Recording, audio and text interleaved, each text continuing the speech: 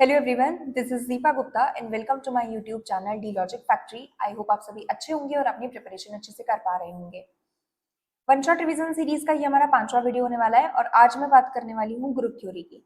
तो group theory एक ऐसा टॉपिक है जिसको स्टूडेंट्स पढ़ते टाइम काफी ज्यादा डिफिकल्टी फेस करते हैं, क्योंकि इसमें बहुत सारे कॉन्सेप्ट होते हैं, बहुत सारी थ्योरम्स होती है, बहुत सारे रिजल्ट्स होते हैं। तो एट अ टाइम इतनी सारी चीजें रिकॉल कर पाना बहुत मुश्किल हो जाता है। इस वजह से स्टूडेंट्स इसको पढ़ते टाइम बहुत ज्यादा डिफिकल्टी फेस करते हैं। तो आज मैं आपके साथ में इसी टॉपिक से रिलेटेड बात करने वाली हूँ और इस टॉपिक से रिलेटेड जितने भी कॉन्सेप्ट है मैंने वो सारे के सारे इस वीडियो में कवर करने की कोशिश करूंगी। और इसके साथ में मैंने प्रीवियस एग्जाम्स में आए हुए क्वेश्चंस को भी यहाँ पर मेंशन किया है और आपको पता चल जाएगा पढ़ते जब हम इस वीडियो के अंदर आगे देखेंगे कि आपकी अप्रोच क्या होनी चाहिए क्वेश्चंस से रिलेटेड और आपको चीजें सोचनी किस तरीके से है। ठीक है, तो बिना किसी देरी के हम वीडियो को स्टार्ट करते हैं।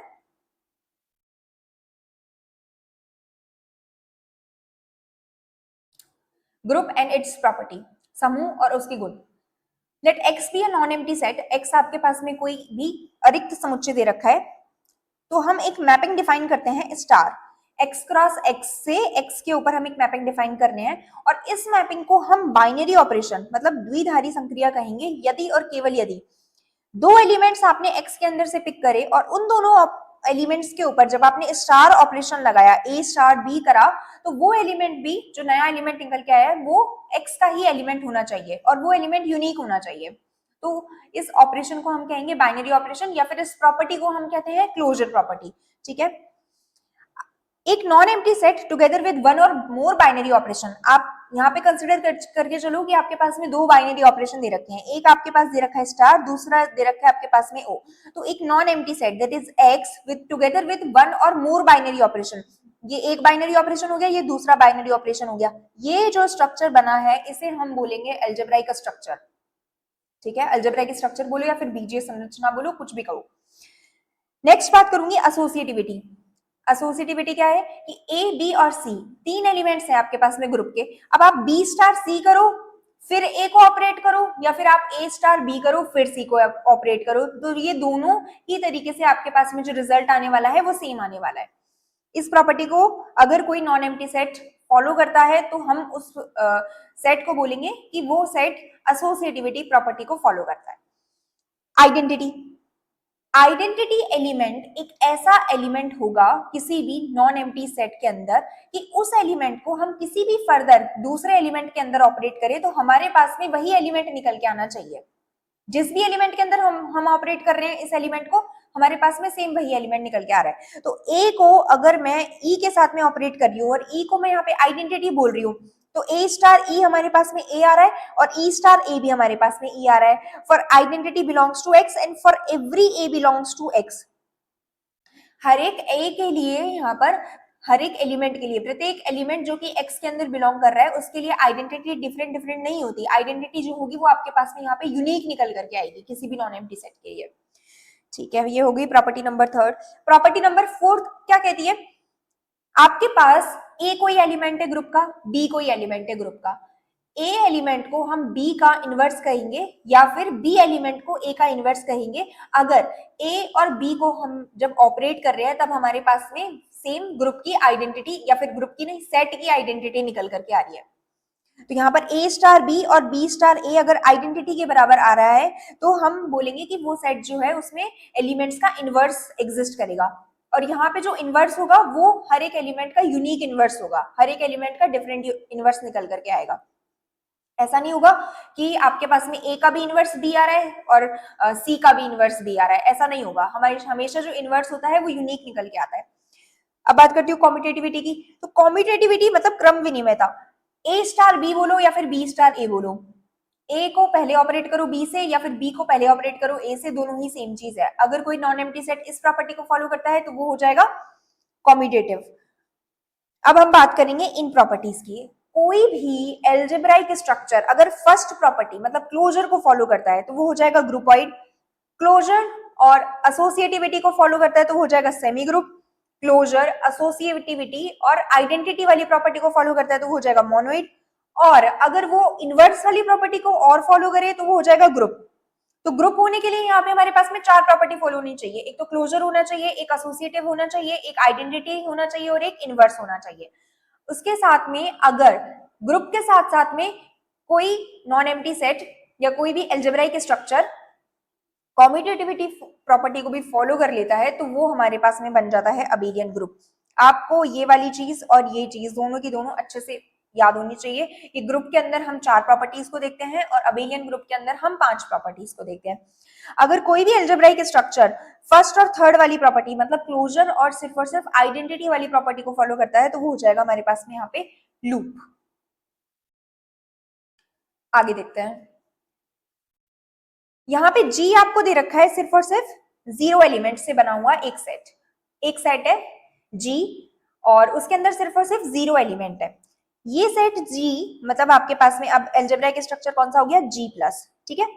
ये एडिशन के साथ में ग्रुप फॉर्म करता है। अब ग्रुप फॉर्म करने के लिए हमारे पास 4 प्रॉपर्टी होनी चाहिए। अब इस ग्रुप के अंदर सिर्फ और सिर्फ इस नॉन एम्प्टी सेट के अंदर नॉन एम्प्टी होना चाहिए। पहले तो यही था कि अलजेब्राइक स्ट्रक्चर होने के लिए नॉन एम्प्टी सेट होना चाहिए। तो नॉन एम्प्टी सेट है आपके पास में क्योंकि इसमें 0 बिलोंग कर रहे हैं तो नॉन एम्प्टी हो गया, ठीक है। अब ग्रुप होने के लिए 4 प्रॉपर्टी होनी चाहिए। पहली प्रॉपर्टी है क्लोजर, इसमें एक ही एलिमेंट है तो इस एलिमेंट को इसके साथ में ऐड करेंगे तो आपके पास सेम एलिमेंट आएगा, ठीक है। एसोसिएटिविटी, इसको 3 बार ऐड करो, चाहे स्टार्टिंग के 2 जीरोस को ऐड करके बाद में तीसरा 0 ऐड करो या फिर स्टार्टिंग के फर्स्ट 0 को छोड़ करके लास्ट के 2 जीरोस को ऐड करके फिर उसमें तीसरा 0 ऐड करो तो वो तो 0 ही आना है सब में, ठीक है। आइडेंटिटी, 0 को आप 0 में ऐड करोगे तो आपके पास 0 आएगा। एलिमेंट ही एक है आपके पास में, 0 का इनवर्स भी यहाँ पे 0 हो जाएगा। तो ये जो जी आपके पास नॉन एम्प्टी सेट दे रखा है ये एडिशन के साथ में ग्रुप फॉर्म करेगा। सेट ऑफ ऑड इंटीजर्स हो गए आपके पास में +-1 +-3 +-5। ये एडिशन के साथ में ग्रुप फॉर्म नहीं करते। क्यों नहीं करते? क्योंकि हो सकता है कि चारों में से कोई ना कोई प्रॉपर्टी को सेटिस्फाई नहीं कर रहे हैं ये सेट, तो हम चेक कर लेते हैं। जैसे 1 जो है वो इस सेट का एलिमेंट है, इसको मैं S बोल देती हूँ, ठीक है। 1 S के अंदर बिलोंग कर रहा है, 3 भी इसके अंदर बिलोंग करेगा क्योंकि 1 भी ऑड इंटीजर है, 3 भी ऑड इंटीजर है। लेकिन 1 + 3 अगर मैं करूंगी, ऑपरेशन आपके पास में है एडिशन, 1 + 3 अपन करेंगे तो ये हो जाएगा यहाँ पे 4 हुआ। तो 4 तो इसके अंदर बिलोंग नहीं कर रहा ना, क्योंकि 4 जो है वो इवन इंटीजर है। यहाँ पे आपके पास सेट है ऑड इंटीजर्स का, तो पहली प्रॉपर्टी फॉलो हो गई। ये तो अलजेब्राइक स्ट्रक्चर ही नहीं है, बाइनरी ऑपरेशन फॉलो नहीं हो रहा ना इसके अंदर, तो यहाँ से ये जो है ऑड इंटीजर्स का जो सेट होगा एडिशन के साथ में ग्रुप फॉर्म नहीं करेगा। ओके, अब आते हैं थर्ड प्रॉपर्टी पे, थर्ड पॉइंट के ऊपर। सेमी ग्रुप दे रखा है आपको। अब वो सेमी ग्रुप जो होगा वो ग्रुप होगा यदि और केवल यदि, इफ एंड ओनली इफ नहीं है, इफ ये सिर्फ एक जी आपके पास में सेमी ग्रुप दे रखा है, वो ग्रुप होगा यदि ax बराबर b और ya बराबर b के यूनिक सोल्यूशन हो जाए जी के अंदर। मतलब हर एक आपके पास ये जो इक्वेशन दे रखी है ax बराबर b और ya बराबर b के यूनिक सोल्यूशन होने चाहिए यहाँ पे for every a, b belongs to g के लिए, तो आपके पास सेमी ग्रुप जो होगा वो ग्रुप हो जाएगा। अब देखो सेमी ग्रुप के लिए आपके पास में 2 प्रॉपर्टी होती है, एक तो क्लोजर होता है। सेमी ग्रुप अगर कोई भी नॉन एम्प्टी सेट है तो सेमी ग्रुप होने के लिए क्लोजर प्रॉपर्टी होगी उसके पास में और एक होगी उसके पास में एसोसिएटिविटी। तो मतलब ax बराबर b और ya बराबर b इन इक्वेशंस के अगर यूनिक सोल्यूशन एग्जिस्ट कर गए जी के अंदर तो मतलब आइडेंटिटी और इनवर्स भी एग्जिस्ट कर जाएगा, क्योंकि ग्रुप तो तभी बनेगा ना जब चारों की चारों प्रॉपर्टीज को सेटिस्फाई करे वो। तो यहाँ से ax बराबर b और ya बराबर b के अगर यूनिक सोल्यूशन एग्जिस्ट कर गए जी में तो वो ग्रुप हो जाएगा। G star be a group, ये G star be a group, then for every a, b belongs to G, a b का इनवर्स जो होगा वो b इनवर्स a इनवर्स के बराबर होगा। G star G किसी भी ग्रुप के अंदर ये जो इनवर्स वाली जो प्रॉपर्टी फॉलो होती है ये इसको स्टार मार्क कर लेना।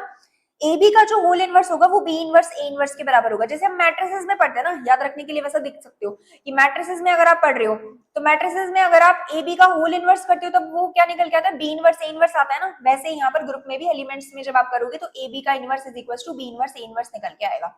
अनटिल और अनलेस आपको कुछ और फर्दर प्रॉपर्टीज नहीं दे रखी, सिर्फ ग्रुप के लिए इतना होता है। If every element of a group is self inverse, then group is abelian. अगर हर एक एलिमेंट जो है वो सेल्फ इनवर्स हो जाए तो ग्रुप क्या होगा आपके पास में, अबेलियन हो जाएगा। अब अबेलियन होने के लिए अभी मैंने बताया था ग्रुप तो है ही, तो अबेलियन अगर हो जाएगा तो मतलब कॉम्यूटेटिविटी वाली जो प्रॉपर्टी है वो फॉलो हो जाएगी। तो कॉम्यूटेटिविटी वाली प्रॉपर्टी होती क्या है, अगर a और b दो एलिमेंट है तो a भी बराबर b हो जाएगा। कहने का मतलब ये है ना, अगर ये वाली प्रॉपर्टी भी फॉलो हो गई तब ये अबेलियन बन जाएगा। तो एवरी एलिमेंट क्या है, सेल्फ इनवर्स है, मतलब ए इनवर्स आपके पास में ए के बराबर है और बी इनवर्स भी आपके पास में बी के बराबर है। अब ए और बी अगर जी के एलिमेंट है तो ए भी जी का एलिमेंट होगा। क्लोजर प्रॉपर्टी से ग्रुप है तो ग्रुप है तो ए बी जी का एलिमेंट होगा। अगर ए बी जी का एलिमेंट है तो यहां से ए बी का जो इनवर्स होगा वो ए बी के बराबर हो जाएगा, क्योंकि अभी बोला है इसमें हर एक एलिमेंट क्या है, सेल्फ इनवर्स एलिमेंट है। लेकिन हमें पता है कि ए बी का इनवर्स किसके बराबर होता है, अगर कोई भी जी स्टार ग्रुप है तो यहाँ पे ए बी का इनवर्स किसके बराबर होगा, बी इनवर्स ए इनवर्स के बराबर होगा। बी इनवर्स ए इनवर्स किसके बराबर हो गया, ए बी के बराबर हो गया। अब बी जो है वो भी आपके पास में ग्रुप का एलिमेंट है, यहाँ से बी इनवर्स जो है वो बी के बराबर हो जाएगा और ए इनवर्स ए के बराबर हो गया, तो बी है जो होगा वो ए बी के बराबर हो गया। यहाँ से हमने ये वाली चीज दिखा दी, क्योंकि कॉम्पिटेटिविटी के लिए हमें सिर्फ और सिर्फ एक प्रॉपर्टी, कॉम्पिटेटिविटी के लिए हमें एक ही इक्वेशन को सेटिस्फाई करना होता है, ए बी बराबर बी ए। तो यहाँ से अपने पास में ए बी बराबर बी ए हो गया, तो जी स्टार जो है वो एक अबेलियन ग्रुप हो जाएगा अगर हर एक एलिमेंट सेल्फ इनवर्स हुआ तो। ठीक, ये कुछ एग्जांपल है इनफाइनाइट अबेलियन ग्रुप के और फाइनाइट अबेलियन ग्रुप के। Z प्लस हो गया, Q प्लस हो गया, Q नॉट डॉट हो गया। ये नॉट का मतलब ये कि जीरो इसमें इंक्लूडेड नहीं है। R नॉट डॉट हो गया, Q प्लस डॉट हो गया, R प्लस डॉट हो गया, C नॉट डॉट हो गया। अब ये है PS और सिमेट्रिक डिफरेंस, सिमेट्रिक डिफरेंस, और ये है कि हो गया आपके पास में पावर सेट ऑफ S। यहाँ पे S आपके पास में इनफाइनाइट सेट है। Power set of S with symmetric difference जो होता है ये इनफाइनाइट अबेलियन ग्रुप होता है। क्योंकि अब देखो इनफाइनाइट और फाइनाइट अबेलियन ग्रुप की बात हम कब कर सकते हैं, अगर किसी ग्रुप के अंदर फाइनाइट नंबर ऑफ एलिमेंट्स है तो वो ग्रुप क्या हो जाएगा, फाइनाइट ग्रुप हो जाएगा। अगर किसी ग्रुप के अंदर इनफाइनाइट नंबर ऑफ एलिमेंट्स है तो वो ग्रुप क्या हो जाएगा, इनफाइनाइट एलिमेंट्स हो जाएगा, इनफाइनाइट ग्रुप हो जाएगा। ठीक है, तो Z के अंदर इनफाइनाइट एलिमेंट्स होते हैं तो Z एक Z plus infinite abelian group बनाएगा। Q के अंदर भी इनफाइनाइट होते हैं तो इसलिए इनफाइनाइट हो गया। Q naught, R naught, Q plus, R plus, इन सब के पास में इनफाइनाइट नंबर ऑफ एलिमेंट्स होते हैं तो इसीलिए ये क्या बनाएंगे, इनफाइनाइट ग्रुप बनाएंगे। पावर सेट ऑफ S, अगर अब देखो सेट S आपके पास में इनफाइनाइट सेट है, इनफाइनाइट सेट का मतलब कार्डिनलिटी ऑफ S जो होगी वो आपके पास में इनफाइनाइट होगी। पावर सेट ऑफ S के अंदर कितने एलिमेंट होंगे, अगर S आपके पास में कोई भी सेट दे रखा है जिसमें n एलिमेंट्स हैं तो पावर सेट में कितने एलिमेंट हो जाएंगे, 2 to the power n element हो जाएंगे। उसी तरीके से यहाँ पे S में इनफाइनाइट एलिमेंट है तो पावर सेट में कितने एलिमेंट हो जाएंगे, 2 to the power infinity, that is continuum number C के बराबर होता है यहाँ से ये। तो पावर सेट ऑफ S भी जो होगा वो एक इनफाइनाइट सेट हो जाएगा, मतलब अनकाउंटेबल सेट हो गया।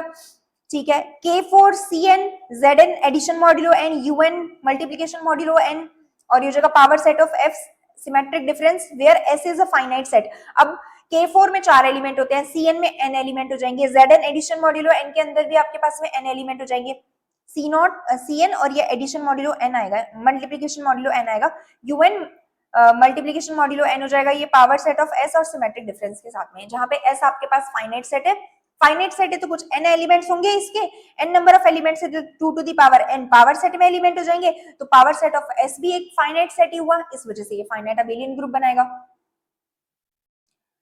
आगे मैं बात करती हूँ कुछ इंपॉर्टेंट ग्रुप्स और उनकी प्रॉपर्टीज की। तो सबसे पहले बात करूंगी मैं परम्यूटेशन ग्रुप की। परम्यूटेशन ग्रुप से एग्जाम में काफी क्वेश्चन पूछे जाते हैं, आपके फर्स्ट सेकंड ग्रेड दोनों में ही पूछे जाते हैं परम्यूटेशन ग्रुप से। तो SN से डिनोट करते हैं हम परम्यूटेशन ग्रुप को। SN जो होगा वो नॉन अबेलियन ग्रुप होता है for every n greater than और इक्वल टू 3। इसमें नंबर ऑफ एलिमेंट्स होते हैं n फैक्टोरियल।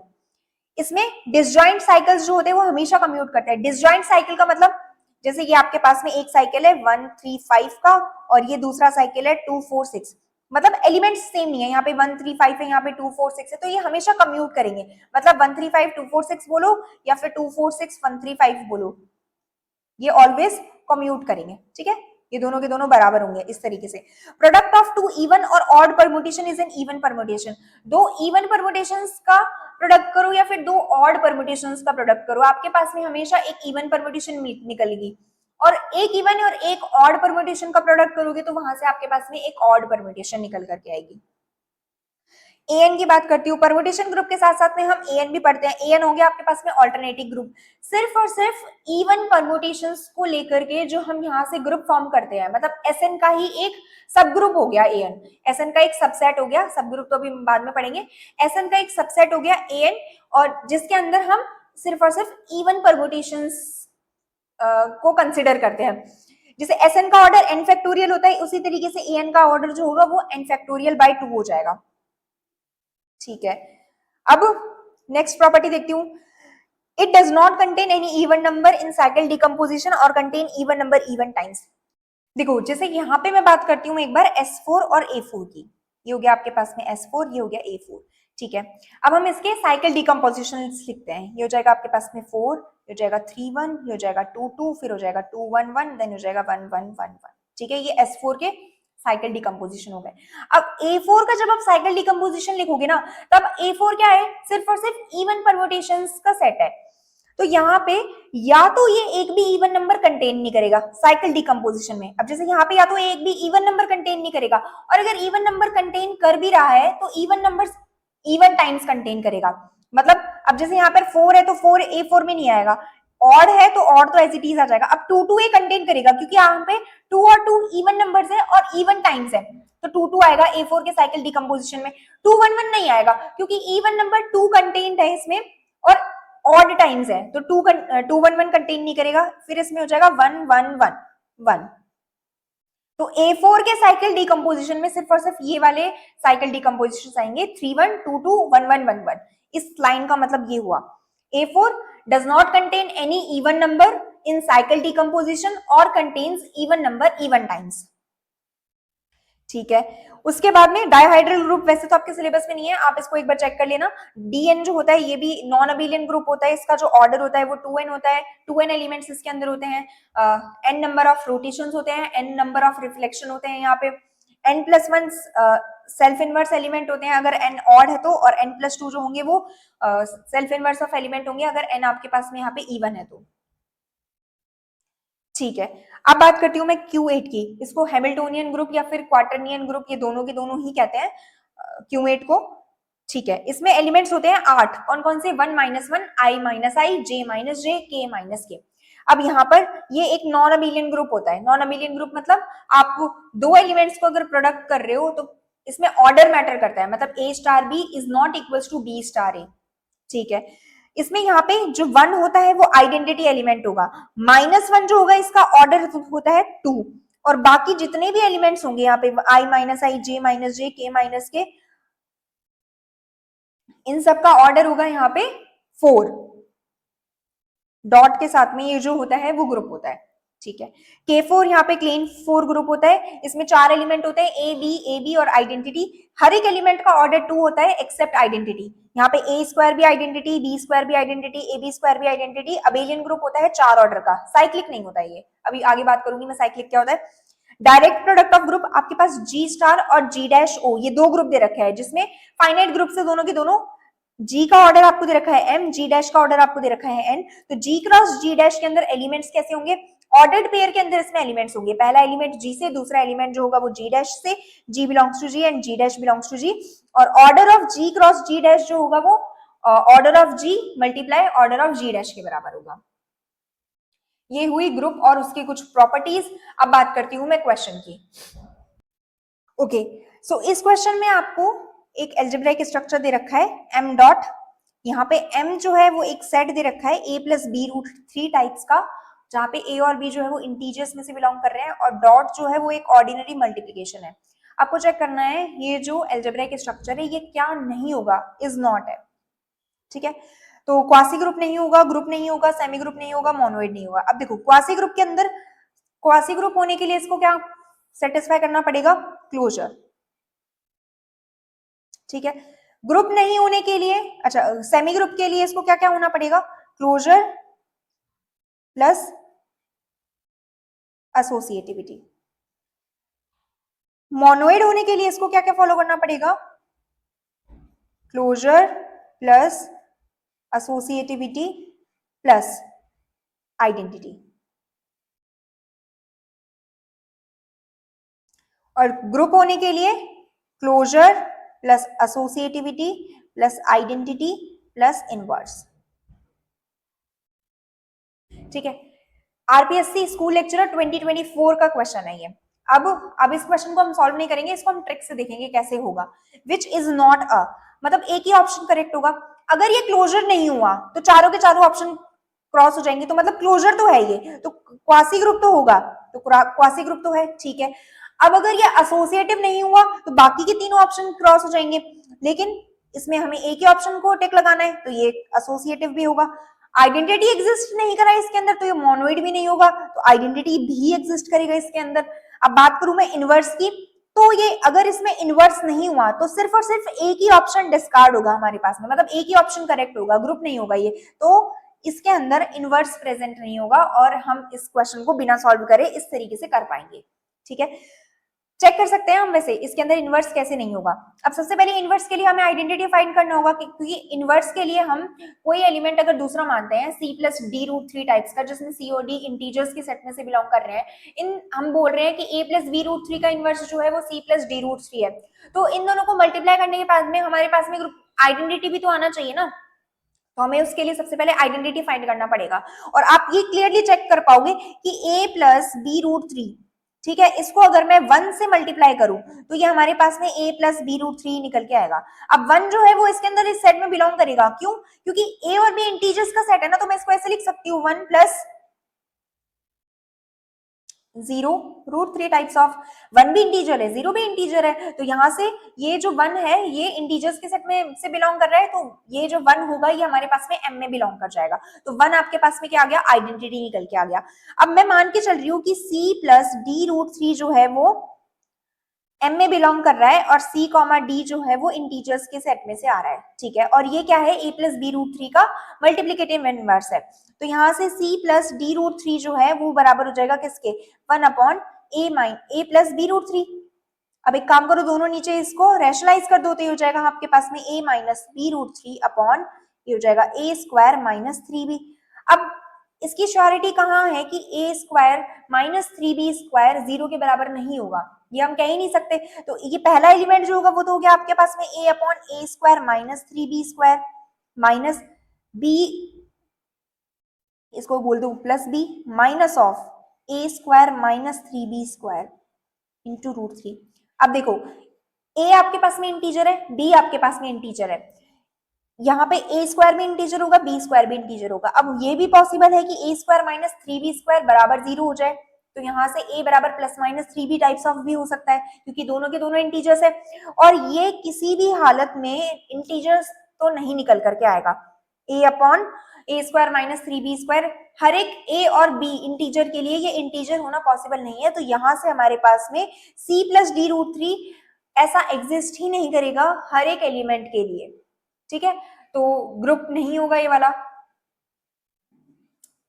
नेक्स्ट देखते हैं, ए आपके पास में दे रखा है 1 3 2 और बी आपके पास में दे रखा है 1 3 और 2। इक्वेशन दे रखी है ax बराबर b in a group of permutation s3। अब देखो ग्रुप है तो इनवर्स एग्जिस्ट करेगा हर एक एलिमेंट का, तो यहां से आपके पास में ये है ax बराबर b, तो दोनों तरफ से लेफ्ट साइड पे इनवर्स ऑपरेट करा दो a का, तो ये हो जाएगा a इनवर्स ax बराबर a इनवर्स ऑफ b, तो यहाँ से x बराबर हो जाएगा आपके पास में a इनवर्स ऑफ b के। तो अब इस परमुटेशन का इनवर्स क्या होगा, ये आपके पास में S3 के अंदर परमुटेशन दे रखी है 1 3 और 2, तो यहाँ से ये हो जाएगा a बराबर 1 3, 2 तो सेल्फ इनवर्स मतलब सेल्फ मैप हो रहा है, 2 2 पे मैप हो रहा है, 1 3 पे मैप हो रहा है, 3 1 पे मैप हो रहा है, और b के अंदर ये हो जाएगा 1 3 2, ठीक है। तो अब इनवर्स ऑफ a लिखना है, तो यहाँ से a इनवर्स जो होगा वो बराबर हो जाएगा 3 1 के, 2 ऑर्डर का साइकिल है ना, तो हर S3 के अंदर जो 2 ऑर्डर के जो साइकिल्स होते हैं वो सेल्फ इनवर्स होते हैं, तो यहाँ से ये हो जाएगा 3 1 और b आपके पास में हो जाएगा 1 3 2। अब x जो होगा वो क्या हो जाएगा, 1 3 पे मैप कर रहा है, 3 1 पे मैप कर रहा है, तो 1 1 पे मैप कर जाएगा, 2 1 पे मैप कर रहा है और 1 3 पे मैप कर रहा है, तो 2 3 पे मैप कर जाएगा, 3 2 पे मैप कर रहा है, 2 2 पे मैप कर रहा है, तो 3 2 पे मैप कर जाएगा, तो यहाँ से आपके पास में x निकल के आया 1 और 2 3, ऑप्शन नंबर सेकंड करेक्ट हो जाएगा इस तरीके से। नेक्स्ट क्वेश्चन देखते हैं, inverse of the permutation alpha. अब इस अल्फा का इनवर्स निकालना है। अब सबसे पहले चेक करो कि ये अल्फा जो है वो डिसजॉइंट साइकिल्स का है, डिसजॉइंट साइकिल्स ऑलवेज कम्यूट करती है, यहाँ पे 1 3 4 5 6 2 7 8 9 में कोई भी एलिमेंट जो है वो रिपीट नहीं हो रहा, तो यहाँ से अल्फा का जो इनवर्स होगा ना वो क्या हो जाएगा। अब ऐसे तो हमारे पास में हम क्या लिखते हैं, आपके पास में कोई भी अभी बताया था मैंने, ए बी का इनवर्स किसके बराबर होता है, बी इनवर्स ए इनवर्स के बराबर होता है ना, यहां से जब आप अल्फा का इनवर्स निकालोगे तो हर एक एलिमेंट का इनवर्स लिख दो आप यहाँ पे, हर एक साइकिल का इनवर्स, तो ये आपके पास में हो जाएगा 4 3 1, ये हो जाएगा 6 5 और यहां से ये हो जाएगा 9 8 7 2। तो अब ऑप्शन डिस्कार्ड करो, ये आपके पास में 6 5 ये तो 6 5 लिखो या फिर 5 6 लिखो, सेम ही चीज है। 4 3 1 अब देखो साइकिल्स, इसको आप 431 भी लिख सकते हो, इसी को आप 314 भी लिख सकते हो, इसी को आप 143 भी लिख सकते हो। तो यहाँ पे आपके पास में 143 वाला ऑप्शन है, 134 नहीं होगा। यहाँ पे 3 जो है वो 1 पे मैप कर रहा है, यहाँ पे 3 जो है वो 4 पे मैप कर रहा है, तो फोर्थ वाला ऑप्शन डिस्कार्ड हो गया। अब यहाँ पे 4 जो है वो 3 पे मैप कर रहा है, 3 1 पे कर रहा है, 4 3 पे कर रहा है, 3 1 पे कर रहा है, तो ये इन तीनों में से कोई भी एक होगा। अब इन तीनों में जो ये जो थर्ड वाला जो एलिमेंट है 2987, थर्ड वाला जो साइकिल है, ठीक है, उसको हम देख लेते हैं। 9 8 पे मैप कर रहा है, 8 7 पे, 7 2 पे, 9 8 पे मैप कर रहा है, 8 7 पे, 7 2 पे, तो ऑप्शन फर्स्ट करेक्ट हो जाएगा। इसमें 9 2 पे मैप कर रहा है, लेकिन यहाँ पे हमारे पास में 9 8 पे मैप कर रहा है, यहाँ पे 9 8 पे मैप कर रहा है, 8 7 पे कर रहा है, तो ये भी क्रॉस हो जाएगा इस तरीके से।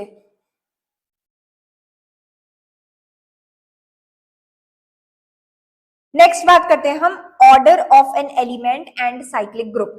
सबसे पहले मैं बात करूंगी कि साइक्लिक ग्रुप क्या होता है। जी स्टार आपके पास में कोई भी ग्रुप दे रखा है, इस ग्रुप को हम साइक्लिक कहेंगे अगर जी के अंदर एक ऐसा एलिमेंट ए मिल जाए कि जी जो है वो उस ए से ही जनरेट हो जाए। ये आपके पास में अगर जी पूरा का पूरा उस एलिमेंट ए से जनरेट हो जाए तो हम जी को साइक्लिक ग्रुप कहेंगे और उस ए को उस जी का जनरेटर कहेंगे। ठीक है, तो ये बात हुई हमारे पास में साइक्लिक ग्रुप की। Every cyclic group is abelian but converse need not be true. ठीक है, तो आप पहले तो ये वाला डायग्राम समझो। ये आपके पास में एक एल्जेब्राइक स्ट्रक्चर है, ठीक है, या फिर ये आपके पास में ग्रुप्स है। ये आपके पास में पूरा का पूरा जो बॉक्स है ये क्या है, ग्रुप है। इस ग्रुप में से ये जो ट्राइंगल है, ये ट्राइंगल हो गए आपके पास में अबेलियन ग्रुप, और इन अबेलियन ग्रुप्स में से भी ये जो सर्कल वाले हुए ये हो गए आपके पास में साइक्लिक ग्रुप। तो every cyclic group is abelian, every abelian group is a group but converse need not to be true. हर एक अबेलियन ग्रुप जो है वो साइक्लिक नहीं हो सकता, नॉन साइक्लिक भी तो हो सकता है ना अबेलियन के अंदर। तो प्रॉपर्टी फर्स्ट आपको यही कह रही है, Z M cross Z N जो होगा वो साइक्लिक होगा if and only if GCD of M comma N जो होगा वो 1 के बराबर होगा। यहाँ पे आप Z2 क्रॉस Z3 को साइक्लिक बोल सकते हो, Z2 क्रॉस Z3 को आप बोल सकते हो कि ये साइक्लिक है, लेकिन Z2 क्रॉस Z4 को नहीं बोल सकते कि ये साइक्लिक होगा। साइक्लिक होने के लिए आपके पास में M और N का जो जीसीडी है वो 1 के बराबर होना चाहिए। Z क्रॉस Z कभी भी साइक्लिक नहीं होता, और Z क्रॉस Zn साइक्लिक होता है ओनली फॉर n बराबर 1। मतलब आपके पास में सिर्फ और सिर्फ Z क्रॉस Z1 साइक्लिक होगा। ठीक है, कॉशी थ्योरम क्या कहती है, इंपॉर्टेंट थ्योरम है कॉशी थ्योरम। ग्रुप थ्योरी के अंदर 3 से 4 थ्योरम्स ही है जो स्टेटमेंट वाइज पूछी जाती है, तो उनमें से एक कॉशी थ्योरम है। जी आपके पास में कोई भी फाइनाइट ग्रुप दे रखा है, पी आपके पास में कोई भी प्राइम नंबर है, जी एक परिमित समूह है और पी आपके पास में एक अभाज्य संख्या है जो कि ऑर्डर ऑफ जी को डिवाइड करती है। ठीक है, तो आप जी के पास में एटलीस्ट 1 एलिमेंट होगा ऑर्डर पी का, पी ऑर्डर का जी के पास में एक एलिमेंट तो प्रेजेंट होगा अगर पी कोई प्राइम नंबर है और वो जी के ऑर्डर को डिवाइड करता है तो। ये कॉशी थ्योरम का स्टेटमेंट होता है। Element of an infinite group could be finite और इनफाइनाइट। इनफाइनाइट ग्रुप के जो एलिमेंट्स होते हैं वो फाइनाइट और इनफाइनाइट दोनों ही तरीके के ऑर्डर के हो सकते हैं। फॉर एन एग्जाम्पल, जैसे मैं बात करूं Z प्लस की, अभी हम पढ़ के आए हैं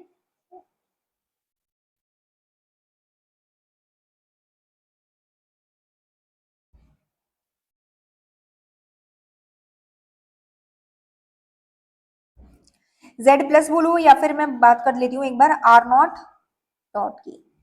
ठीक है, R not dot real numbers का सेट है, जीरो इंक्लूडेड नहीं है, डॉट मल्टीप्लीकेशन वाला ऑपरेशन है यहाँ पर। अब इस ग्रुप के लिए सिर्फ और सिर्फ 1 और -1 दो ऐसे एलिमेंट्स होंगे जिनका जो ऑर्डर होगा वो फाइनाइट होगा। 1 यहाँ पे आइडेंटिटी है, तो आइडेंटिटी का ऑर्डर तो हमेशा 1 के बराबर होता है।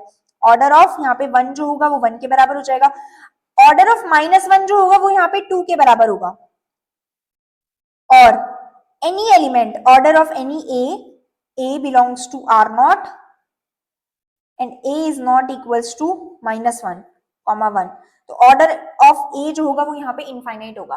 तो आर नॉट ऐसा ग्रुप हमें मिल गया जिसके अंदर आपके पास में इनफाइनाइट और फाइनाइट दोनों ऑर्डर के एलिमेंट्स पाए जाते हैं। एक इनफाइनाइट ग्रुप है ना आर नॉट, उसमें इनफाइनाइट नंबर ऑफ एलिमेंट्स होते हैं, यहाँ से देख सकते हो। Every element of a group is of finite order, then group need not to be of finite order. इसका एग्जांपल होता है हमारे पास में power set of S, symmetric difference. Power set of S और सिमेट्रिक डिफरेंस वाला जो group होता है उसमें हर एक एलिमेंट का जो ऑर्डर होता है वो 2 होता है, आइडेंटिटी को छोड़ के। लेकिन ग्रुप का ऑर्डर फाइनाइट हो भी सकता है, नहीं भी हो सकता, S के ऊपर डिपेंड करेगा। S अगर आपने इनफाइनाइट ले लिया तब भी ग्रुप के हर एक एलिमेंट का जो ऑर्डर होगा वो फाइनाइट होगा और ग्रुप का ऑर्डर इनफाइनाइट है। तो जो आपके पास में, आप एलिमेंट्स के ऑर्डर से ग्रुप के ऑर्डर को जज नहीं कर सकते। एलिमेंट्स का ऑर्डर अपना अलग होता है, ग्रुप का ऑर्डर अपना अलग होता है। ऐसा भी पॉसिबल है आपके पास में ग्रुप फाइनाइट ऑर्डर का है तो आपके पास सारे के सारे एलिमेंट्स जो होंगे वो फाइनाइट ऑर्डर के होंगे। लेकिन अगर सारे एलिमेंट्स फाइनाइट ऑर्डर के हैं तो ग्रुप जो का फाइनाइट ऑर्डर होना ये जरूरी नहीं है। हमने अभी एग्जांपल देख लिया, power set of S, order of A B जो होगा, ए बी यहाँ पे ए और बी दो एलिमेंट से किसी भी जी ग्रुप के, ऑर्डर ऑफ ए बी हमेशा ऑर्डर ऑफ बी ए के बराबर होगा। लेकिन order of A b order of a और ऑर्डर ऑफ बी से रिलेटेड हो ये जरूरी नहीं है। अगर ए बी बी ए के बराबर नहीं है तब तो ऑर्डर ऑफ ए बी जो होगा वो ऑर्डर ऑफ ए और ऑर्डर ऑफ बी से रिलेटेड नहीं होगा। लेकिन अगर ऑर्डर ऑफ ए बी जो होगा वो ऑर्डर ऑफ बी ए के बराबर होगा। ये दोनों अलग अलग चीजें हैं। ए बी का ऑर्डर बी ए के ऑर्डर के बराबर होता है, लेकिन ए बी का जो ऑर्डर होगा वो ए और बी दोनों के ऑर्डर से कोई भी रिलेशन नहीं होता उनका, अगर ए बी और B A not equals to equal नहीं है। ठीक है, ऑर्डर ऑफ ए की पावर के, ये भी इंपॉर्टेंट है। ए की पावर के का जो ऑर्डर होता है वो order of A upon GCD of के कॉमा ऑर्डर ऑफ ए के बराबर होता है, ये भी देख लेना। एवरी इनफाइनाइट साइक्लिक ग्रुप, हर एक इनफाइनाइट साइक्लिक ग्रुप के 2 जनरेटर होते हैं। ये भी काफी बार एग्जाम में एक क्वेश्चन पूछा गया है। हर एक इनफाइनाइट साइक्लिक ग्रुप के 2 जनरेटर्स होते हैं। जी आपके पास में कोई भी साइक्लिक ग्रुप दे रखा है, इफ एंड ओनली इफ जी आपके पास में साइक्लिक ग्रुप है, यदि और केवल यदि जी के पास में एक एलिमेंट ऐसा मिल जाए जिसका ऑर्डर जी के ऑर्डर के बराबर हो। ये हमने साइक्लिक ग्रुप के ऑर्डर डेफिनेशन के अंदर पढ़ा था कि अगर जी साइक्लिक है तो जी के पास में एक ऐसा एलिमेंट जरूर मिलेगा जिसका ऑर्डर ग्रुप के ऑर्डर के बराबर हो, या फिर जो पूरे के पूरे ग्रुप को जनरेट कर दे। अगर वो पूरे के पूरे ग्रुप को जनरेट कर पा रहा है तो उसका उस एलिमेंट का ऑर्डर और ग्रुप का ऑर्डर जो होगा वो सेम हो जाएगा। Number of generators of a finite cyclic group of order n is 5n। ये भी मोस्ट इंपॉर्टेंट, इसको भी अच्छे से याद करना।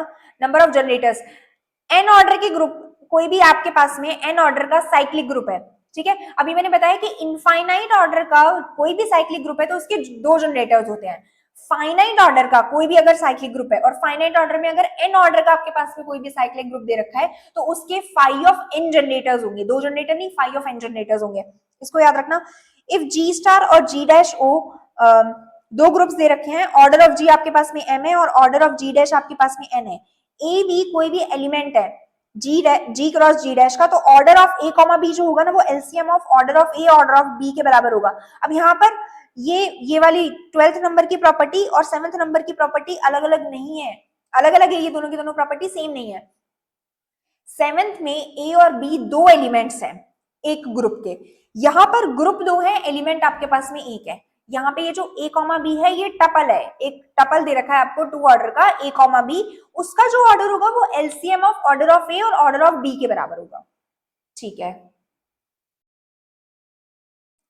आगे बात करते हैं order of element and cyclic group.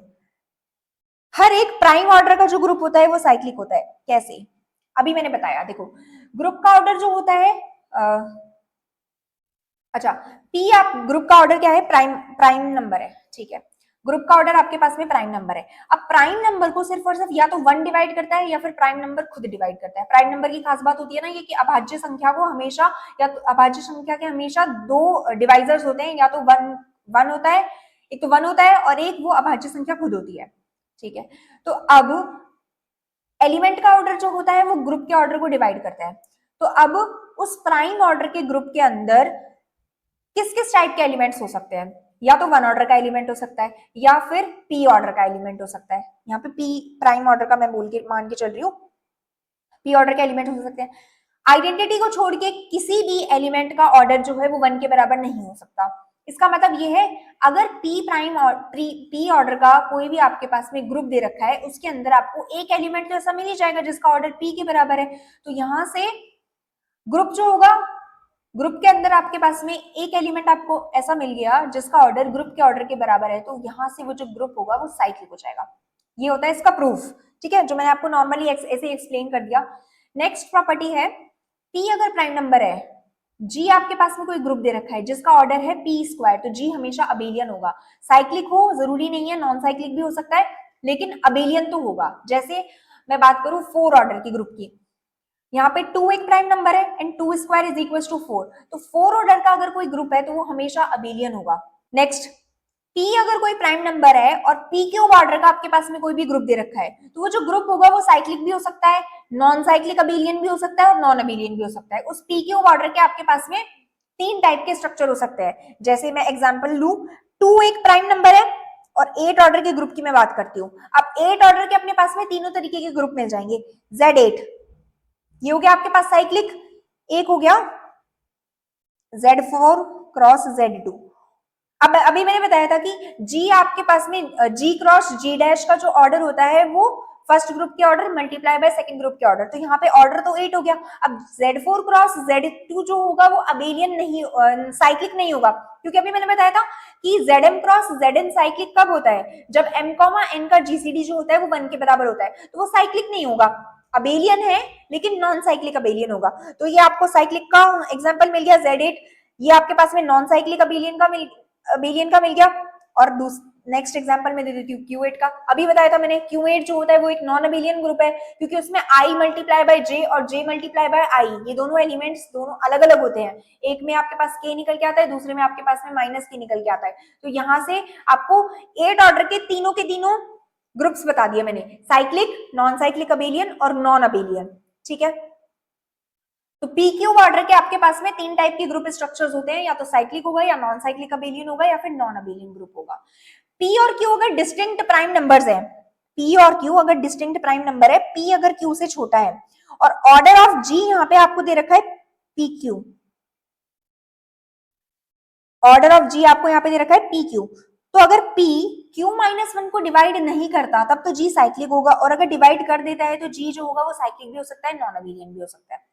For an example, जैसे मैं बात करती हूँ 6 ऑर्डर के ग्रुप की एक बार, ठीक है, P और Q, तो यहाँ पर हो जाएगा 2 और 3, 2 मल्टीप्लाई बाय 3, ठीक है, ये हो गया आपके पास में G, 2 मल्टीप्लाई बाय 3 हो गया। अब 6 ऑर्डर का ग्रुप है आपके पास में, ठीक है, यहाँ पे P हो गया आपके पास में 2 और Q हो गया आपके पास में 3। अब Q-1 क्या होगा, 2 होगा, तो 2 जो है वो 2 को डिवाइड करता है, ठीक है, 2 को डिवाइड करता है, तो P जो है वो Q-1 को डिवाइड करता है, तो G या तो साइक्लिक होगा या फिर नॉन अबेलियन होगा। अब आपके पास 6 ऑर्डर के कौन कौन से ग्रुप स्ट्रक्चर होते हैं, एक तो आप बोल सकते हो Z6 और एक आप बोल सकते हो S3।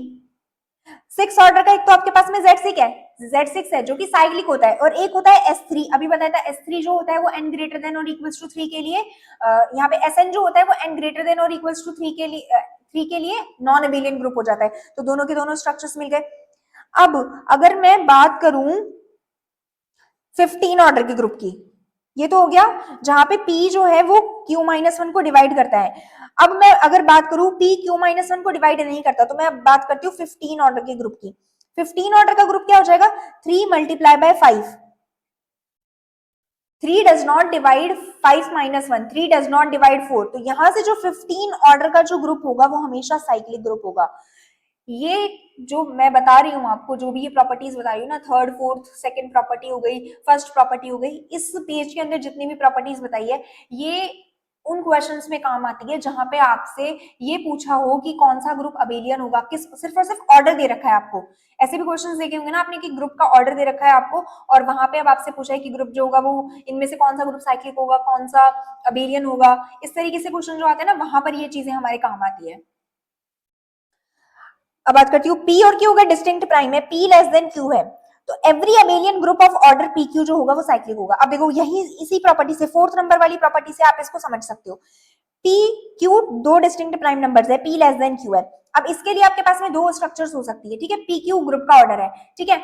अब या तो P Q-1 को डिवाइड करेगा या फिर P Q-1 को डिवाइड नहीं करेगा। इन्होंने पहले ही दे दिया कि एवरी अबेलियन ग्रुप, मतलब ग्रुप क्या है, अबेलियन है, तो नॉन अबेलियन का केस तो वैसे ही कैंसिल हो गया। तो नॉन अबेलियन का अगर केस कैंसिल हो गया तो P अगर Q-1 को डिवाइड कर भी रहा है और नहीं भी कर रहा, दोनों ही केसेस के अंदर G आपके पास में जो निकल के आएगा वो कैसा होगा, साइक्लिक निकल के आएगा।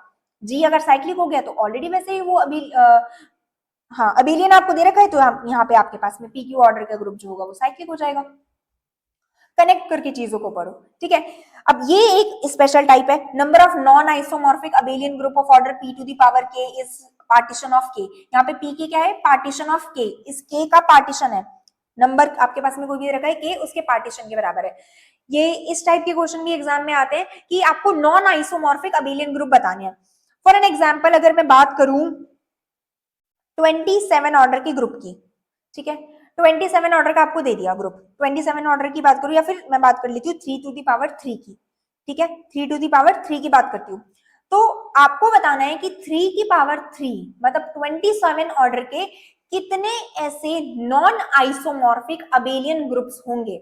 नॉन आइसोमॉर्फिक मतलब जिनका ग्रुप स्ट्रक्चर अलग होगा। आइसोमॉर्फिज्म की बात अभी मैं बाद में करूंगी जब हम होमोमॉर्फिज्म पढ़ेंगे, लेकिन यहाँ पे मैंने इस चीज को इसलिए मेंशन कर दिया क्योंकि पार्टीशन ऑफ के और यहाँ पे मैं ZM क्रॉस ZN इस टाइप की ग्रुप्स की बात कर रही हूँ, ठीक है। तो number of non isomorphic abelian groups of order p to the power K, ये किसके बराबर होगा, ये जो k आपको दे रखा है यहाँ पे k आपके पास में 3 है, इसके पार्टीशन के बराबर, इस नंबर के पार्टीशन के बराबर। अब 3 को आप किस किस तरीके से ब्रेक कर सकते हो, 3 2 1 1 1 1, तो 3 के कितने पार्टीशन हुए, 3 पार्टीशन हुए। तो इसका आंसर क्या होगा, 27 ऑर्डर के कितने ऐसे नॉन आइसोमॉर्फिक अबेलियन ग्रुप्स होंगे, आंसर इज 3। कौन कौन से होंगे वो भी देख लेते हैं। एक हो गया आपके पास में Z27, एक हो गया आपके पास में Z9 क्रॉस Z3, एक हो गया आपके पास में Z3 cross Z3 cross Z3। तीनों के तीनों ग्रुप्स का ग्रुप स्ट्रक्चर डिफरेंट है। Z27 में 27 ऑर्डर का आपको एलिमेंट मिल जाएगा। कैसे मिलेगा, क्योंकि मैंने अभी बताया Zn जो होता है वो एडिशन मॉड्यूलो n के लिए एक साइक्लिक ग्रुप होता है। Z9 क्रॉस Z3 ये साइक्लिक नहीं होगा, लेकिन यहाँ पे 9 ऑर्डर का एलिमेंट मिलेगा आपको, ठीक है। और Z3 क्रॉस Z3 यहाँ पे 3 ऑर्डर, यहाँ पे आपको जो एलिमेंट्स मिलेंगे उनका ऑर्डर या तो 1 होगा या फिर 3 होगा, उसके अलावा किसी भी एलिमेंट का ऑर्डर 1 3 के अलावा नहीं होगा। तो तीनों के तीनों ग्रुप्स का स्ट्रक्चर जो होगा वो डिफरेंट होगा। तो इसका मतलब यही कि ऐसे कितने डिफरेंट टाइप के अबेलियन ग्रुप्स मिलेंगे आपको p to the power k order के। ये चीज क्लियर हुई। Order of a to the power k जो होगा वो हमेशा ऑर्डर ऑफ a से लेस देन होगा। अभी मैंने बताया था लास्ट स्लाइड में order of a to the power k किसके बराबर होता है, यहाँ पे order of a upon GCD of order of a comma k। अगर यहां से ये ऑलवेज लेस देन होगा ऑर्डर ऑफ a से, कैसे, अगर GCD 1 या 1 से बड़ा निकल के आया, अगर 1 निकल के आता है तो ये तो इनइक्वालिटी सेटिस्फाई कर जाएगी। अगर 1 से बड़ा भी अगर निकल करके आता है तो वो ऑर्डर ऑफ a को डिवाइड करेगा, ऑर्डर ऑफ a को डिवाइड करेगा तो ऑर्डर ऑफ a से जो होगा वो छोटा नंबर आएगा यहाँ पे, इसीलिए order of a to the power k जो होगा वो ऑर्डर ऑफ a से छोटा होगा, ठीक है। p अगर आपके पास कोई भी ऑड प्राइम दे रखा है, ऑड प्राइम नंबर दे रखा है, ठीक है, तो p आपके पास में कोई भी ऑड प्राइम नंबर दे रखा है, ये जो ऑड प्राइम नंबर है और g आपके पास में कोई भी ग्रुप दे रखा है जिसका ऑर्डर है आपके पास 2p, तो 2p ऑर्डर के सिर्फ और सिर्फ दो ग्रुप स्ट्रक्चर होंगे, या तो वो Z2p के आइसोमॉर्फिक होगा या फिर वो dp के आइसोमॉर्फिक होगा। dp आपके सिलेबस में है नहीं, तो आप ये याद रख सकते हो कि p अगर ऑड प्राइम है और ग्रुप का ऑर्डर 2p है तो जो ग्रुप होगा वो या तो Z2p के जैसा होगा या फिर dp के जैसा होगा। dp डाइहाइड्रल ग्रुप मैंने भी ऊपर बताया था। इस वाले पॉइंट को एक बार हम बाद में देखेंगे, सब ग्रुप वाला पार्ट पढ़ने के बाद में, ठीक है। तो नेक्स्ट बात कर लेते हैं अब हम क्वेश्चन की। If G is an abelian group then its order may be, G आपके पास में कोई भी अबेलियन ग्रुप है तो उसका ऑर्डर क्या हो सकता है। 55 को मैं लिख सकती हूँ यहाँ पे 5 इंटू 11, 27 को लिख सकती हूँ मैं 3 क्यूब, 125 को लिख सकती हूँ मैं 5 क्यूब। अब p क्यूब ऑर्डर का जो ग्रुप स्ट्रक्चर है, p क्यूब ऑर्डर का अगर कोई भी ग्रुप है तो वो साइक्लिक हो सकता है, नॉन साइक्लिक अबेलियन हो सकता है और नॉन अबेलियन हो सकता है। तो सेकंड और फोर्थ तो वैसे ही फॉल्स हो गया, क्योंकि अगर हमने p क्यूब ऑर्डर का नॉन अबेलियन ग्रुप ले लिया तो वो अबेलियन कैसे होगा, तो ये डिस्कार्ड हो गया ऑप्शन। अब 5 जो है वो 5 और 11 हमारे पास में दो डिस्टिंक्ट प्राइम नंबर्स है एंड 5 जो है वो 11 माइनस 1 को डिवाइड करता है। अब 5 अगर किसी ऐसे, यहाँ पे 11 की जगह कोई दूसरा ऐसा नंबर होता है जैसे 13 हो जा, 5 इंटू 13 होता ग्रुप का ऑर्डर। अब 5 जो है वो 13 माइनस 1 को डिवाइड नहीं करता। अब नहीं करता तो वहां से सीधा सीधा हमारा जो ग्रुप होता वो क्या हो जाता, 5 × 13 ऑर्डर का साइक्लिक हो जाता, और अगर साइक्लिक है तो वो अबेलियन हो जाता ऑटोमेटिकली। यहाँ पर 5 जो है वो 11 - 1 को डिवाइड करता है। अब 11 - 1 को डिवाइड करता है, इस वजह से हमारे पास में इस 55 ऑर्डर के ग्रुप के लिए दो ग्रुप स्ट्रक्चर हो गए, या तो वो साइक्लिक होगा या नॉन अबेलियन होगा। अब नॉन अबेलियन भी तो हो सकता है 55 ऑर्डर का ग्रुप, तो इसीलिए ये ऑप्शन भी डिस्कार्ड हो गया। आपके पास में सिर्फ और सिर्फ एक ऑप्शन बचा 143, तो 143 ऑर्डर का जो ग्रुप होगा वो आपके पास अबेलियन हो जाएगा। नेक्स्ट देखो, the number of generators of an infinite cyclic group, अभी बताया था इनफाइनाइट साइक्लिक ग्रुप के कितने जनरेटर्स होते हैं, 2, और finite cyclic group of order n के कितने जनरेटर्स होते हैं, phi of n। Total number of subgroups of symmetric group of permutation S3। अच्छा ये सब ग्रुप का क्वेश्चन है, अभी हम वापस देखते हैं, सब ग्रुप पढ़ेंगे जब। Order of element A4 in a group, A4 का एलिमेंट हमें फाइंड करना है। अच्छा किसी भी एलिमेंट का ऑर्डर हम कैसे फाइंड करते हैं, ऑर्डर ऑफ एन एलिमेंट हम फाइंड करते हैं अगर आपके पास में A कोई भी एलिमेंट है ग्रुप G का, तो A की पावर K आइडेंटिटी के बराबर हो, वो स्मॉलेस्ट K, ऐसा एक स्मॉलेस्ट K जिसके लिए A की पावर K जो होगा वो आइडेंटिटी के बराबर हो जाए, तो हम K को A का ऑर्डर कहेंगे, ठीक है। ए एलिमेंट का ऑर्डर क्या हो जाएगा यहाँ पे हमारे पास में K। अब A4 की बात करती हूं मैं, आपके पास A यहाँ पे दे रखा है, A का ऑर्डर आपके पास कितना दे रखा है, 6, ऑर्डर ऑफ A जो है वो आपके पास 6 है, A4 का ऑर्डर फाइंड करना है। अभी हमने देखा था एक रिजल्ट, ऑर्डर ऑफ A अगर आपके पास गिवन है तो order of A to the power K किसके बराबर हो जाता है, order of A upon GCD of order of A comma K। तो यहाँ से 6 और 4 का GCD किसके बराबर हो जाएगा, 2K, तो ये 6/2 दैट इज 3, तो order of A to the power 6 क्या होगा, 3 के बराबर, ऑप्शन सेकंड करेक्ट होगा।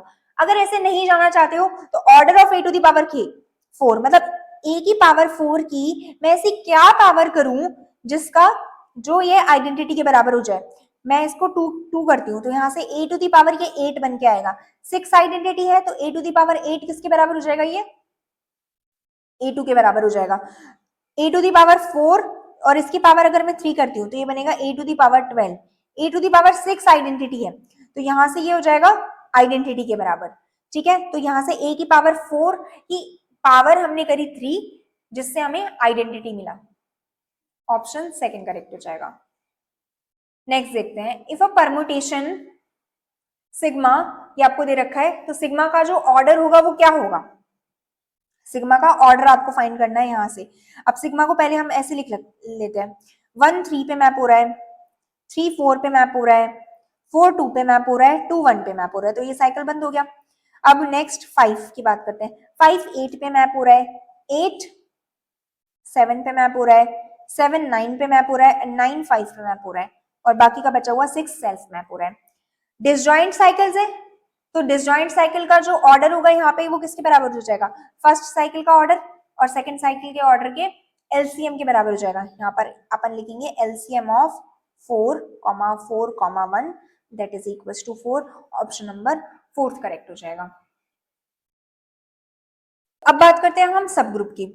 H आपके पास में कोई भी नॉन एम्प्टी सबसेट दे रखा है, G स्टार कोई भी ग्रुप है उसका, तो H को हम सब ग्रुप बोलेंगे G का, अगर हमने दो एलिमेंट्स H में से उठाए, A, B दो एलिमेंट है जो कि H के अंदर बिलोंग कर रहे हैं, तो A B इनवर्स H के अंदर बिलोंग कर जाए, या फिर आप चेक कर सकते हो A इनवर्स B H के अंदर बिलोंग कर जाए। अगर ये कंडीशन सेटिस्फाई होती है तो H आपका हो जाएगा सब ग्रुप, उस ग्रुप G के लिए। ऑपरेशन सेम होगा, जो ऑपरेशन हम ग्रुप के अंदर लेकर के चलेंगे सब ग्रुप में भी same he operation carry on होगा। प्रॉपर्टीज पे आते हैं, H और के दो सब ग्रुप्स हैं किसी ग्रुप G के, तो H के सब ग्रुप होगा if and only if H के जो होगा वो KH के बराबर हो जाए। H और के दो आपको सब ग्रुप दे रखे हैं ग्रुप G के, H के सब ग्रुप होगा यदि और केवल यदि H के और KH बराबर हो जाए, और अगर G आपके पास में अबेलियन है तब ऑलवेज H के जो होगा वो सब ग्रुप होगा G का। अगर अबेलियन ग्रुप दे रखा है तो हमारे पास में H के जो होगा वो हमेशा सब ग्रुप होगा। इंटरसेक्शन ऑफ टू सब ग्रुप्स, H और K आपको दो सब ग्रुप्स दे रखे हैं यहाँ पे, तो H इंटरसेक्शन K जो होगा वो तो हमेशा सब ग्रुप होगा, लेकिन H यूनियन K का सब ग्रुप होना कोई जरूरी नहीं है। H इंटरसेक्शन K का जो इंटरसेक्शन होगा, intersection of two subgroup is a subgroup but union need not to be, ठीक है। H और K दो सब ग्रुप दे रखे हैं तो यूनियन सब ग्रुप होगा इफ एंड ओनली इफ या तो H G में K में कंटेन हो या फिर K H में कंटेन हो, या तो H is a subset of K हो जाए और K is a subset of H हो जाए, तभी यूनियन सब ग्रुप होगा, अदरवाइज तो नहीं होगा। इंटरसेक्शन हमेशा सब ग्रुप होगा, ठीक है। H के सब ग्रुप होगा अगर H के बराबर KH हो, और अगर ग्रुप अबेलियन है तो H के हमेशा सब ग्रुप होगा। H और K दो आपको सब ग्रुप दे रखे हैं फाइनाइट ग्रुप G के, जिनका ऑर्डर ऑफ H और ऑर्डर ऑफ K के बराबर है, तो ऑर्डर ऑफ H के जो होगा वो किसके बराबर हो जाएगा, order of H order of K upon order of H intersection K। H के अगर सब ग्रुप है किसी ग्रुप G का तो ऑर्डर क्या हो जाएगा उसका, order of H order of K upon order of H intersection K के बराबर हो जाएगा। नंबर ऑफ साइक्लिक सब groups of a group of order n order का सॉरी n ऑर्डर के साइक्लिक सब ग्रुप्स बताने हैं आपको किसी ग्रुप G में। n ऑर्डर के साइक्लिक सब ग्रुप्स निकालने के लिए हमारे पास फॉर्मूला होता है number of elements of order n, G के अंदर n नंबर के कितने, n ऑर्डर के कितने एलिमेंट्स है अपॉन फाइव ऑफ n, ये हमें देगा कि n ऑर्डर के कितने साइक्लिक सब ग्रुप्स है ग्रुप के अंदर, ठीक है। सेंटर ऑफ G की बात करते हैं, सेंटर ऑफ G के अंदर वो सारे के सारे x आएंगे, all such x belongs to G such that xg is equal to gx, वो सारे के सारे x सेंटर ऑफ ग्रुप के अंदर आएंगे जो ग्रुप के हर एक एलिमेंट के साथ में कम्यूट करते हो, xg बराबर gx हो, तो इस सेट को हम बोल देते हैं zg और zg को हम बोलते हैं यहाँ पे centre of a group G। अगर G आपके पास में अबेलियन ग्रुप है तो G जो होगा वो ZG के बराबर हो जाएगा, क्योंकि अबेलियन ग्रुप के हर एक एलिमेंट जो होते हैं वो आपस में कम्यूट करते हैं, AB बराबर BA के होता है अबेलियन ग्रुप के लिए, तो वहां पे हर एक एलिमेंट सेंटर के अंदर आ जाएगा, अगर हर एक एलिमेंट सेंटर के अंदर आ गया तो ग्रुप क्या हो जाएगा, ZG के बराबर हो जाएगा। कॉन्जुगेट सब ग्रुप, अगर G आपके पास में कोई भी सब ग्रुप दे रखा है और H आपके पास में कोई भी सब ग्रुप दे रखा है तो H का कॉन्जुगेट सब ग्रुप होगा किसी एलिमेंट X से जनरेटेड। अगर X यहाँ पे कोई भी एलिमेंट है G का तो XH X इनवर्स के अंदर XH X इनवर्स टाइप के एलिमेंट आएंगे, जहां पे ये जो H होगा वो H के अंदर से कोई भी एलिमेंट होगा। मोस्ट इंपॉर्टेंट कॉशी थ्योरम अभी हमने ऊपर पढ़ ली थी, ये हमारे पास में है लाग्रांज थ्योरम। अगर G आपके पास में कोई भी फाइनाइट ग्रुप है, H सब ग्रुप है, तो और H का जो ऑर्डर होगा वो हमेशा ग्रुप के ऑर्डर को डिवाइड करेगा। फाइनाइट ग्रुप के अंदर सब ग्रुप का ऑर्डर जो होता है वो ग्रुप के ऑर्डर को डिवाइड करता है, ये लाग्रांज थ्योरम है, ठीक है। इसका कन्वर्स ट्रू होना जरूरी नहीं है लाग्रांज थ्योरम का। Let H and K are two finite groups of a group G, then order of HK is order of H, order of K, order of H intersection K, option number third. देखो सीधे सीधे question आते हैं group theory के अंदर, घुमा फिरा के कोई क्वेश्चन नहीं पूछ रहा, सिर्फ और सिर्फ आपको थ्योरी समझ में आनी चाहिए, क्वेश्चंस करने में आपको बिल्कुल भी टाइम नहीं लगेगा। अगर थ्योरी समझ में आ गई ना तो ग्रुप थ्योरी से ज्यादा स्कोरिंग सब्जेक्ट कोई भी नहीं है। ग्रुप थ्योरी में अगर आपको जो थ्योरेटिकल पार्ट है वो चीज समझ में आ गई तो इससे ज्यादा स्कोरिंग सब्जेक्ट कोई भी नहीं है,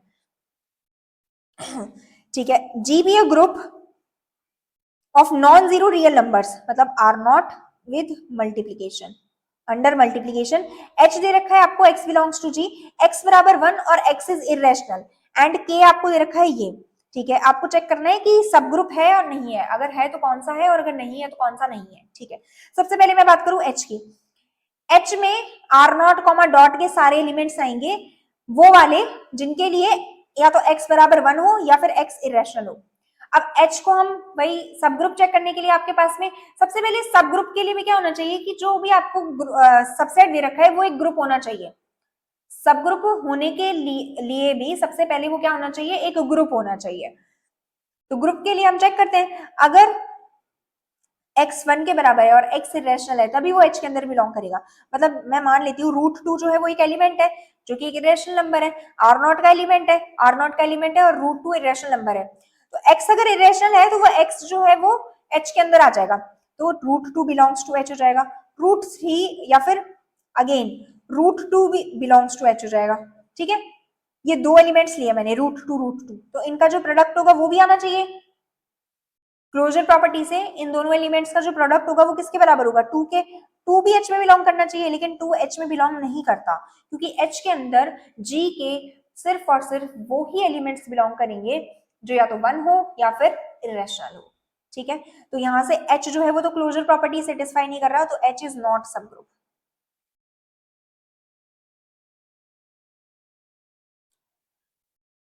k की बात करते हैं, x बिलोंग्स टू g है तो x is always greater than 1।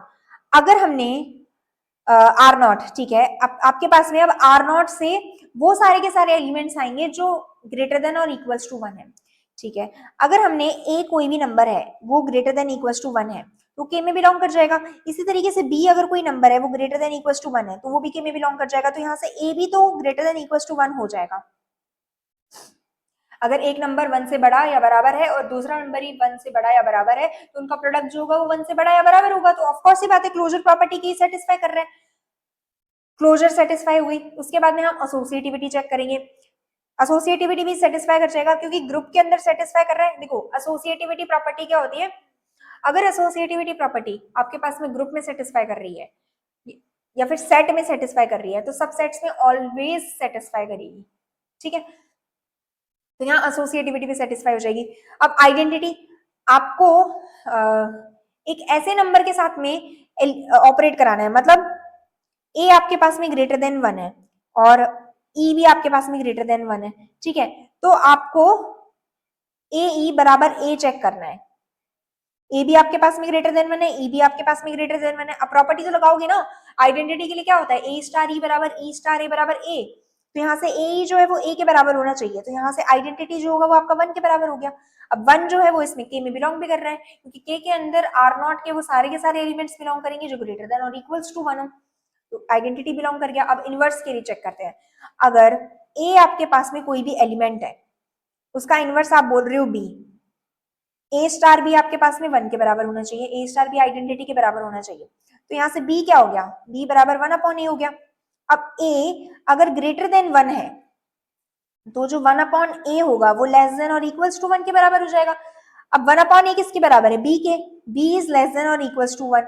तो यहाँ से सिर्फ और सिर्फ आइडेंटिटी का ही इनवर्स एग्जिस्ट करेगा, आइडेंटिटी के अलावा किसी और नंबर का इनवर्स एग्जिस्ट नहीं करेगा के अंदर, तो के ग्रुप नहीं हुआ। तो इसी तरीके से एच और के दोनों ग्रुप्स ही नहीं है तो सब ग्रुप तक तो बात ही नहीं होती। तो H and K both are not subgroup, option number second correct हो जाएगा। H and K are two subgroups of G of order 5 and 9। ये ऑर्डर ऑफ एच है और ऑर्डर ऑफ के आपके पास में 9 है। ऑर्डर ऑफ एच के जो है वो आपके पास में दे रखा है 15। तो एच इंटरसेक्शन के का ऑर्डर निकालना है क्योंकि हमें पता है order of H K is equals to order of H into order of K upon order of H intersection K. तो यहाँ से एच इंटरसेक्शन के का ऑर्डर निकाल लो, ये किसके बराबर हो जाएगा, एच के का ऑर्डर 5 इंटू 9 अपॉन 15, 5 3 सा 15, 3 3 सा 9, 3 हो जाएगा। सेकेंड ग्रेड के अंदर आया हुआ है 2024 के अंदर। अब हम बात करते हैं कोसेट्स की। कोसेट्स सहसमुच्चय, ठीक है। एच आपको कोई भी सब ग्रुप दे रखा है और ए कोई एलिमेंट है जी का, ठीक है। तो ए एच जो सेट होगा ना, ए एच ये सेट है, ए एच इस सेट के अंदर एलिमेंट्स किस तरीके के आ रहे हैं, ए एच टाइप के, जहां पे एच जो है वो कैपिटल एच के अंदर बिलोंग कर रहा है। इसको हम लेफ्ट कोसेट कहेंगे एच का लेफ्ट कोसेट इन जी। और इसी तरीके से अगर मैं एच ए की बात करूं तो एच ए को हम कहेंगे right coset of H in जी। सब ग्रुप फाइंड करना है, सब ग्रुप फाइंड करने के बाद में आपने कोई भी एलिमेंट उठाना है ग्रुप का और उसको उस ग्रुप से, उस सब ग्रुप से मल्टीप्लाई करना है। उस एलिमेंट को उस सब ग्रुप के हर एक एलिमेंट के सामने मल्टीप्लाई करके जो भी आपके पास में सेट निकल के आया वो उस सब ग्रुप का कोसेट हो जाएगा, ठीक है। टू लेफ्ट और right cosets are either disjoint और आइडेंटिकल। आप दो लेफ्ट कोसेट्स लो या फिर दो राइट कोसेट्स लो। दो लेफ्ट कोसेट्स जो होंगे वो या तो आइडेंटिकल होंगे या फिर डिसजॉइंट होंगे। आइडेंटिकल और डिसजॉइंट मतलब या तो बिल्कुल अलग अलग होंगे या फिर बिल्कुल सेम ही होंगे। डिसजॉइंट मतलब एक भी एलिमेंट जिनमें कॉमन नहीं है। और आइडेंटिकल मतलब दोनों के दोनों जो सेट्स है वो सेम है। और राइट कोसेट्स के साथ में भी सेम ही चीज है। जी अगर आपके पास में कोई अबेलियन ग्रुप है, अबेलियन ग्रुप के लिए लेफ्ट कोसेट और राइट कोसेट जो होता है वो सेम होता है किसी भी सब ग्रुप का, ओके। एच आपके पास में कोई भी सब ग्रुप दे रखा है तो एच ए और एच बी अगर बराबर है, मतलब दो राइट कोसेट्स अगर बराबर है तो ए बी इनवर्स जो होगा वो एच में बिलोंग करेगा। और दो अगर लेफ्ट कोसेट्स बराबर है तो ए इनवर्स बी जो होगा वो एच में बिलोंग करेगा, ठीक है।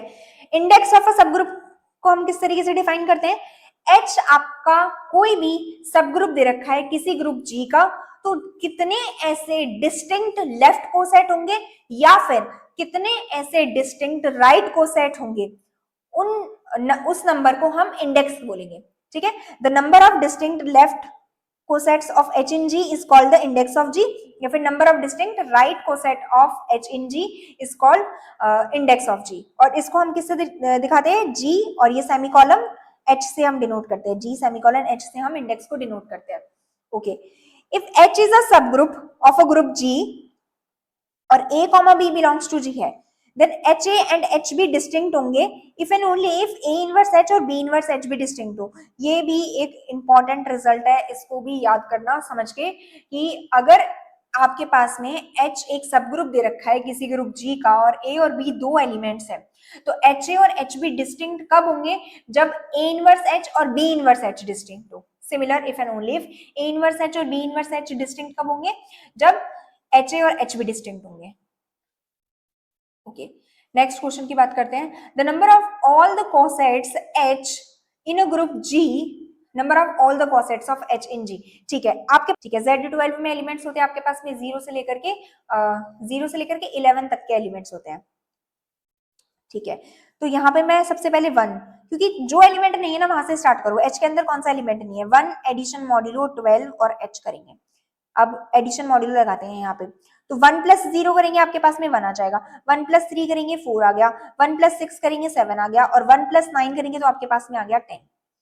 2 एडिशन मॉड्यूलो 12 और H करेंगे तो ये हो जाएगा 0 प्लस 2 प्लस 0 2 हो गया, 2 addition modulo 12 plus 2 addition modulo 12 और 3 करेंगे तो यहाँ पे आपके पास में 5 आ गया, 2 प्लस 6 8 हो गया, और 2 प्लस 9 11 हो गया। 3 एडिशन मॉड्यूलो 12 इंटू H करेंगे तो ये हो जाएगा आपके पास में 0 3 plus 0 that is 3, 3 plus 3 6, 3 plus 6 9, और 3 प्लस 9 12 दैट इज अगेन 0। तो ये तो किसके बराबर आ गया? आपके पास में H के बराबर ही आ गया, 0 3 6 9 H के बराबर ही आ गया। तो कितने डिस्टिंक्ट कोसेट्स मिले आपको? एक तो H हो गया, एक हो जाएगा 1 एडिशन मॉड्यूलो 12 H, और दूसरा हो जाएगा 2 एडिशन मॉड्यूलो 12 H। तो आपके पास में कितने डिस्टिंक्ट मिले? 3 डिस्टिंक्ट कोसेट्स मिले। Next, if Sn is a symmetric group of n symbols and An is alternating group, then index of An in Sn is, तो index of An in Sn, तो Sn का order होता है आपके पास में n factorial, An का order होता है आपके पास में n फैक्टोरियल बाय 2, तो यहाँ से जो इंडेक्स निकल के आएगा वो आपके पास में आ जाएगा 2। या फिर आप ऐसे भी देख सकते हो, An जो होता है वो इवन परम्यूटेशंस का कलेक्शन होता है। Sn में से कोई भी एक ऑड परम्यूटेशन उठा करके An को उससे मल्टीप्लाई कर दोगे तो वहां से आपके पास में ऑड परम्यूटेशन का कलेक्शन भी आ जाएगा। तो An तो एक आपके पास में एक कॉसेट An हो गया, दूसरा कॉसेट जो आपने दूसरा बनाया ऑड परम्यूटेशन में लेकर के उसको An से मल्टीप्लाई किया वो हो जाएगा। तो यहाँ से नंबर ऑफ कोसेट्स कितने हुए आपके पास में? डिस्टिंक्ट कोसेट्स 2 कोसेट्स हो गए, तो यहाँ से जो इंडेक्स होगा वो आपके पास में 2 निकल के आ गया। नेक्स्ट बात करते हैं नॉर्मल सब ग्रुप की। n आपके पास में कोई भी सब ग्रुप दे रखा है, अब इस n को हम नॉर्मल सब ग्रुप कहेंगे। n is said to be the normal subgroup of G अगर हर एक G belongs to G के लिए Ng अगर Gn के बराबर हो जाए। एक तो डेफिनेशन ये है, दूसरी डेफिनेशन है हर एक G belongs to G के लिए और X belongs to N के लिए Gx G इनवर्स जो होगा वो N के अंदर बिलोंग कर जाए तो N को हम क्या कहेंगे? नॉर्मल सब ग्रुप। सब ग्रुप के लिए हमारे पास में क्या प्रॉपर्टी थी कि A और B अगर दो किसी भी subset non empty subset H के एलिमेंट्स हैं तो या तो A B इनवर्स H में बिलोंग कर जाए या फिर A इनवर्स B H के अंदर बिलोंग कर जाए तो वो सब ग्रुप हो जाता है।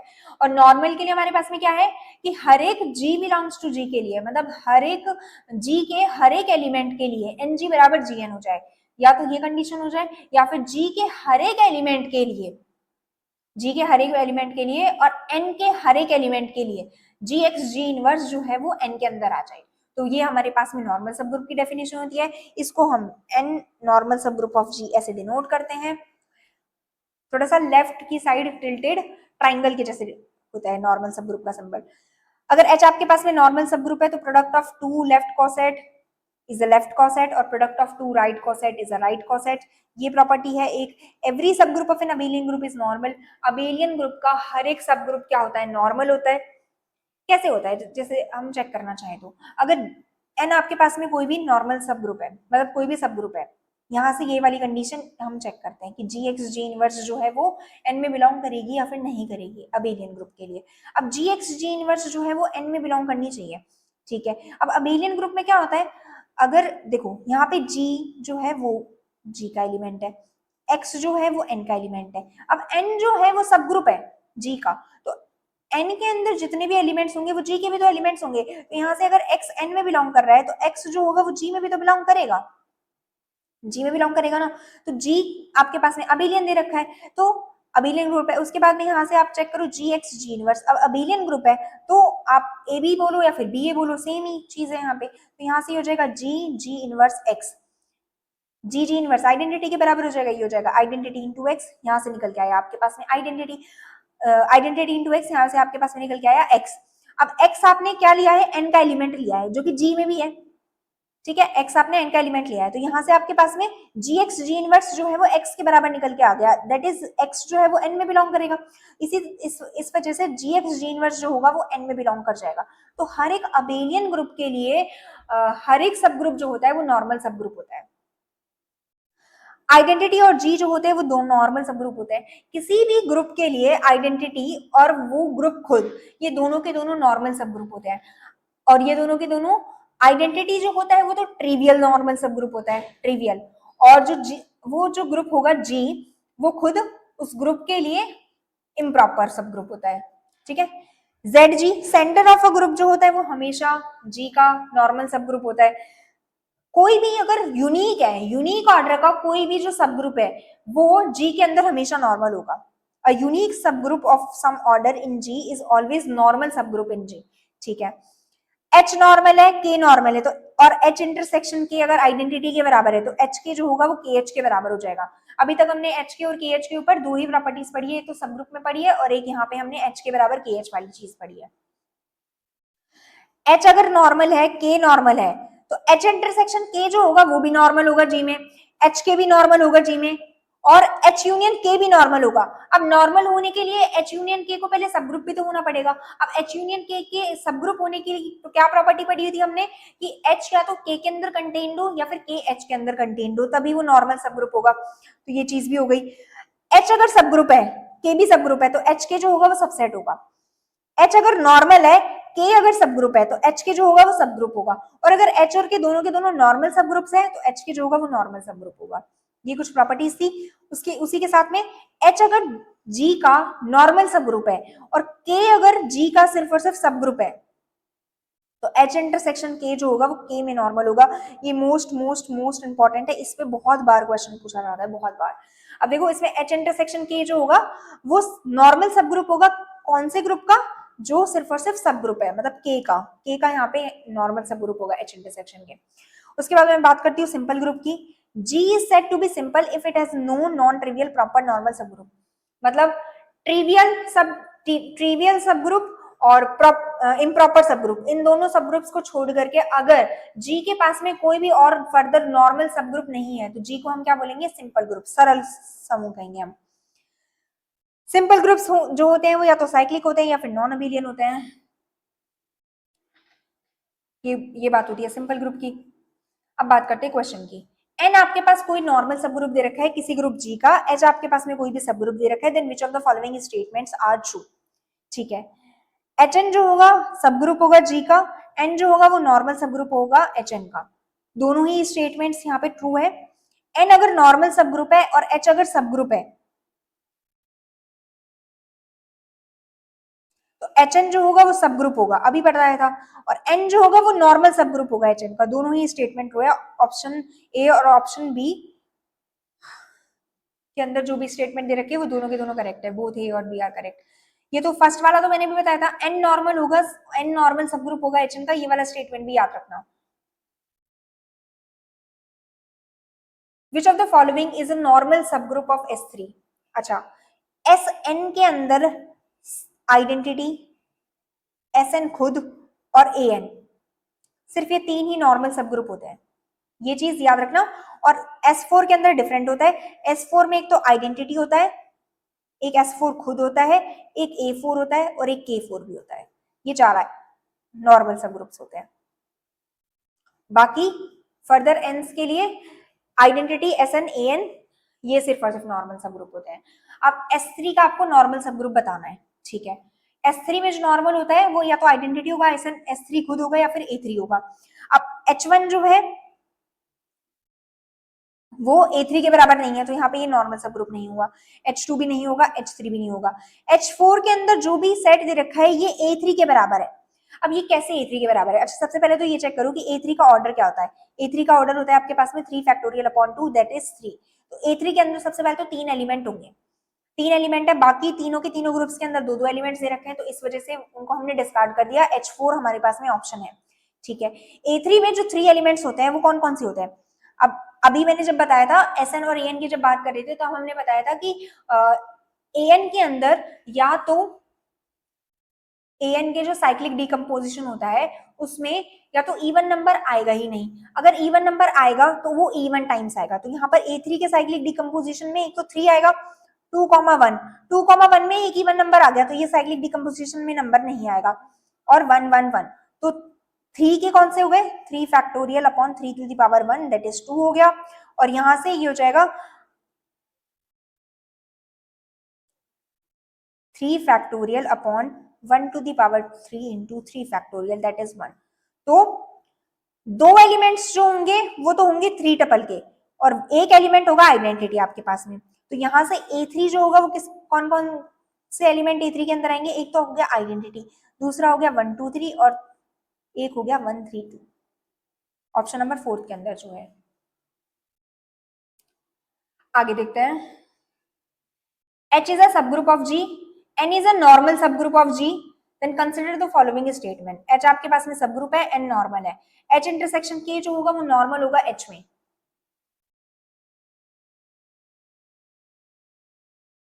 ओके, H यहाँ पे आपको सबग्रुप दे रखा है और N यहाँ पे आपको नॉर्मल सबग्रुप दे रखा है। तो अभी बताया था H इंटरसेक्शन K जो होगा वो जो किसके अंदर नॉर्मल होगा? जो सिर्फ और सिर्फ सबग्रुप होगा। तो ऑप्शन स्टेटमेंट फर्स्ट करेक्ट है। HN भी सब ग्रुप होगा, बिल्कुल ट्रू है। N नॉर्मल सब ग्रुप होगा HN का, अभी बताया था। तो ऑप्शन फर्स्ट सेकंड थर्ड तीनों स्टेटमेंट्स करेक्ट है। आपसे करेक्ट पूछा है तो 1 2 3 तीनों के तीनों हो जाएंगे, ठीक है। नेक्स्ट देखते हैं।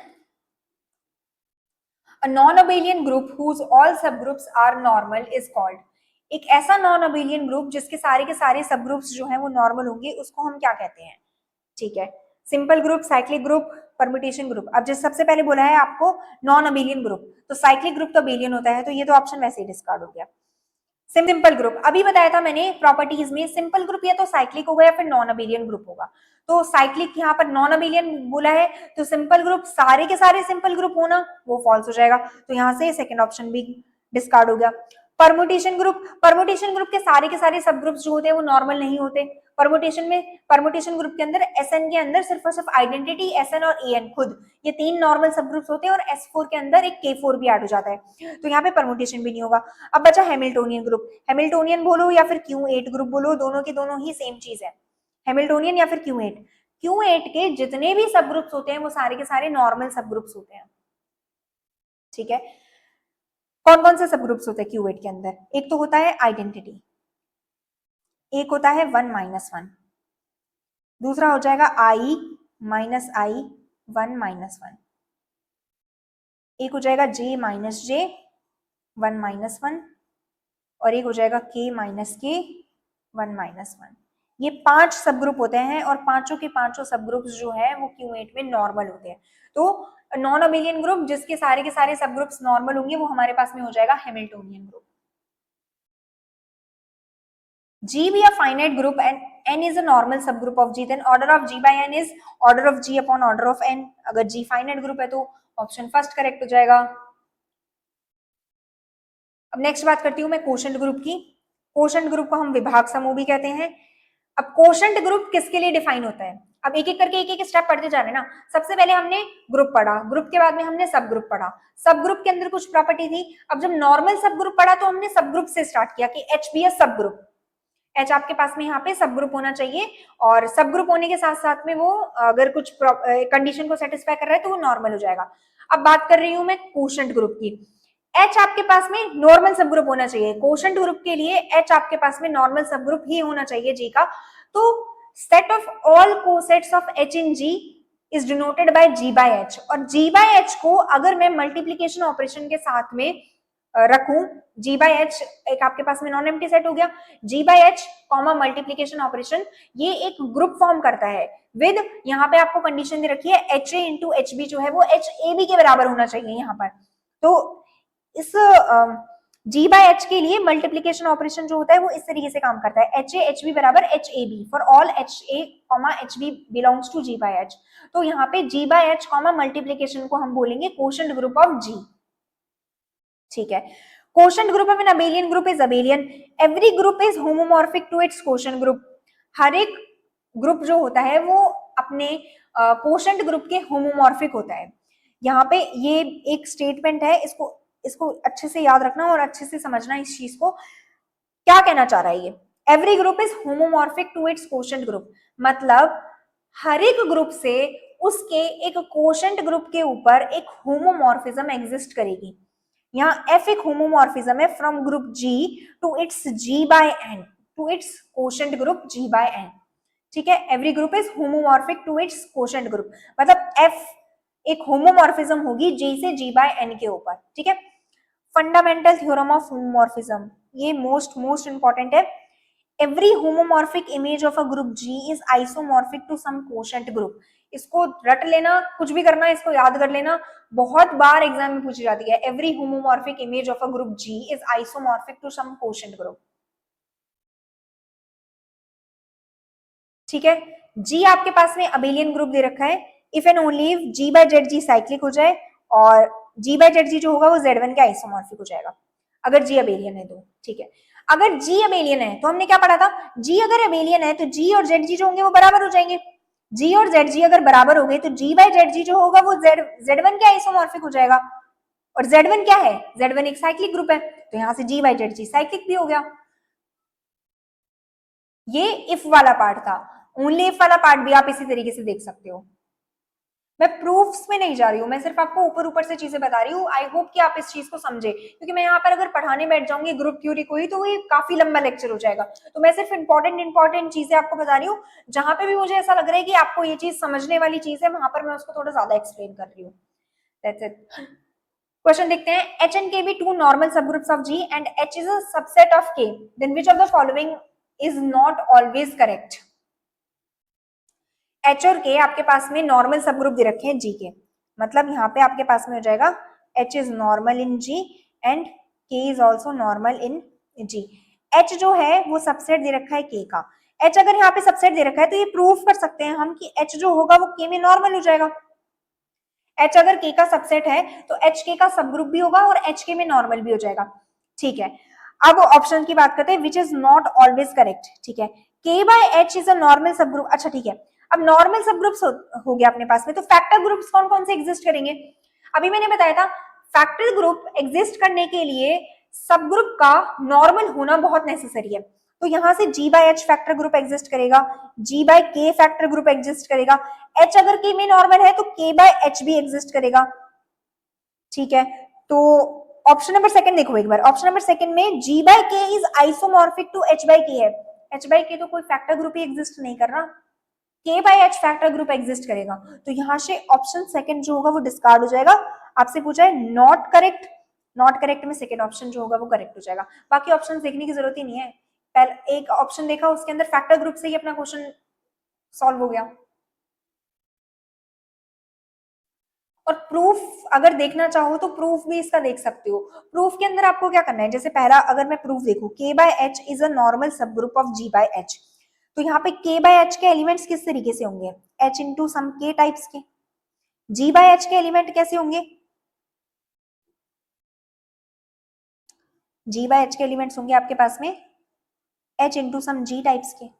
ठीक है, अब आपको नॉर्मल प्रूफ करना है, तो एक एलिमेंट आपने H के उठाया, एक एलिमेंट आपने G के उठाया। नॉर्मल प्रूफ करने के लिए आप क्या करते हो, H G का इनवर्स इंटू H के जी एच जी इनवर्स करते हो ना, वहां पे जब हमने अभी बताया था नॉर्मल सब ग्रुप का, N अगर नॉर्मल सब ग्रुप है G का, तो यहाँ से आपके पास में जी इनवर्स जो होगा वो जी में बिलोंग करना, सॉरी एन में बिलोंग करना चाहिए।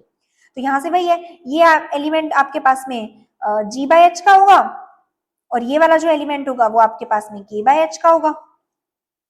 तो एच जी इनवर्स एच के और एच जी, इसको आप चेक कर सकते हो। ये जो एलिमेंट निकल के आएगा यहाँ से एच जी इनवर्स किसके बराबर हो जाएगा, एच जी इनवर्स के, ठीक है, ये हो जाएगा एच के और ये हो जाएगा एच जी, ठीक है। अब यहां से इसको हम लिख सकते हैं एच जी इनवर्स के जी। अब ये जी इनवर्स के जी जो होगा वो किसके अंदर बिलोंग करेगा, जी इनवर्स के जी जो होगा वो आपका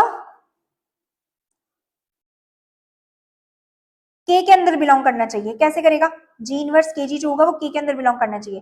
कैसे, के आपके पास में नॉर्मल सब ग्रुप है जी का, स्मॉल के जो हमने एलिमेंट लिया है वो के अंदर बिलोंग कर रहा है, तो के अंदर बिलोंग कर रहा है तो ये जी में भी बिलोंग करेगा, ठीक है। जो स्मॉल के एलिमेंट है वो जी में भी बिलोंग करेगा। ऑल्सो के अगर नॉर्मल सब ग्रुप है तो जी का हमने एक एलिमेंट उठाया जी, के का हमने एलिमेंट उठाया के, तो जी इनवर्स के जी जो होगा वो किस में बिलोंग करेगा, के में। तो अगर जी इनवर्स के जी के में बिलोंग कर रहा है तो एच इंटू जी इनवर्स के जी जो होगा वो कहां पे बिलोंग करेगा, के बाय एच में। आपने के बाय एच का एक एलिमेंट उठाया, जी बाय एच का एक एलिमेंट उठाया और जी इनवर्स एच जी आपने चेक किया, जो एलिमेंट निकल के आया वो भी के बाय एच का है, तो के बाय एच जो होगा वो नॉर्मल सब ग्रुप होगा। इसी तरीके से आप फर्दर आगे वाली चीजें प्रूव कर सकते हो। अब के बाय एच नॉर्मल सब ग्रुप हो गया तो यहाँ से सबसेट, सबसे पहले तो सबसेट होना चाहिए, के बाय एच जो होगा वो जी बाय एच का सबसेट है, तभी तो हम आगे फर्दर नॉर्मल सब ग्रुप प्रूव करेंगे। क्योंकि नॉर्मल सब ग्रुप के लिए सब ग्रुप होना चाहिए और सब ग्रुप के लिए सबसे पहली कंडीशन होनी चाहिए कि जो भी आप सबसेट उठा रहे हो जी का, जो भी आप उठा रहे हो सेट उठा रहे हो वो उस ग्रुप का सबसेट होना चाहिए। नेक्स्ट बात करते हैं होमोमॉर्फिज्म की। होमोमॉर्फिज्म, जी स्टार और जी डैश ओ आपके पास दो ग्रुप्स दे रखे हैं, एक मैपिंग एफ हमने डिफाइन करी है from G to G dash such that f of a star भी जो है वो बराबर है f of A O F of B के for every a comma b belongs to G. अब ए कॉमा बी अगर जी में बिलोंग कर रहा है तो ए स्टार बी भी किस में बिलोंग करेगा, जी में, क्योंकि जी आपके पास में एक ग्रुप दे रखा है। Okay, F of A O F of B, ये दो एलिमेंट्स है आपके पास में जी डैश के जिनके अंदर हमने ओ ऑपरेशन लगाया है। तो अगर कोई भी मैपिंग एफ इस कंडीशन को सेटिस्फाई करती है तो वो हमारे पास में हो जाएगी होमोमॉर्फिज्म।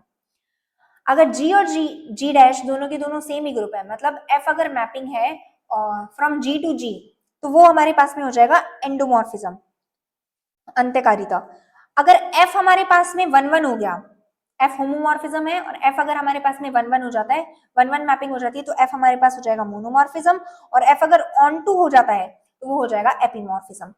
आइसोमॉर्फिज्म क्या होता है, जैसे हम फंक्शंस के अंदर पढ़ते हैं ना, one one function, onto function, one one onto function, bijection जिसको बोलते हैं। तो वन वन जो फंक्शंस हैं यहाँ पे आप उसको रिलेट कर सकते हो मोनोमॉर्फिज्म से, ऑन टू को कर सकते हो एपीमॉर्फिज्म से, और बाइजेक्टिव फंक्शंस को आप रिलेट कर सकते हो आइसोमॉर्फिज्म से। एफ होमोमॉर्फिज्म है तो एफ वन वन और ऑन टू अगर दोनों है तो एफ आपके पास में हो जाएगा आइसोमॉर्फिज्म। ये चारों चीजें हुई।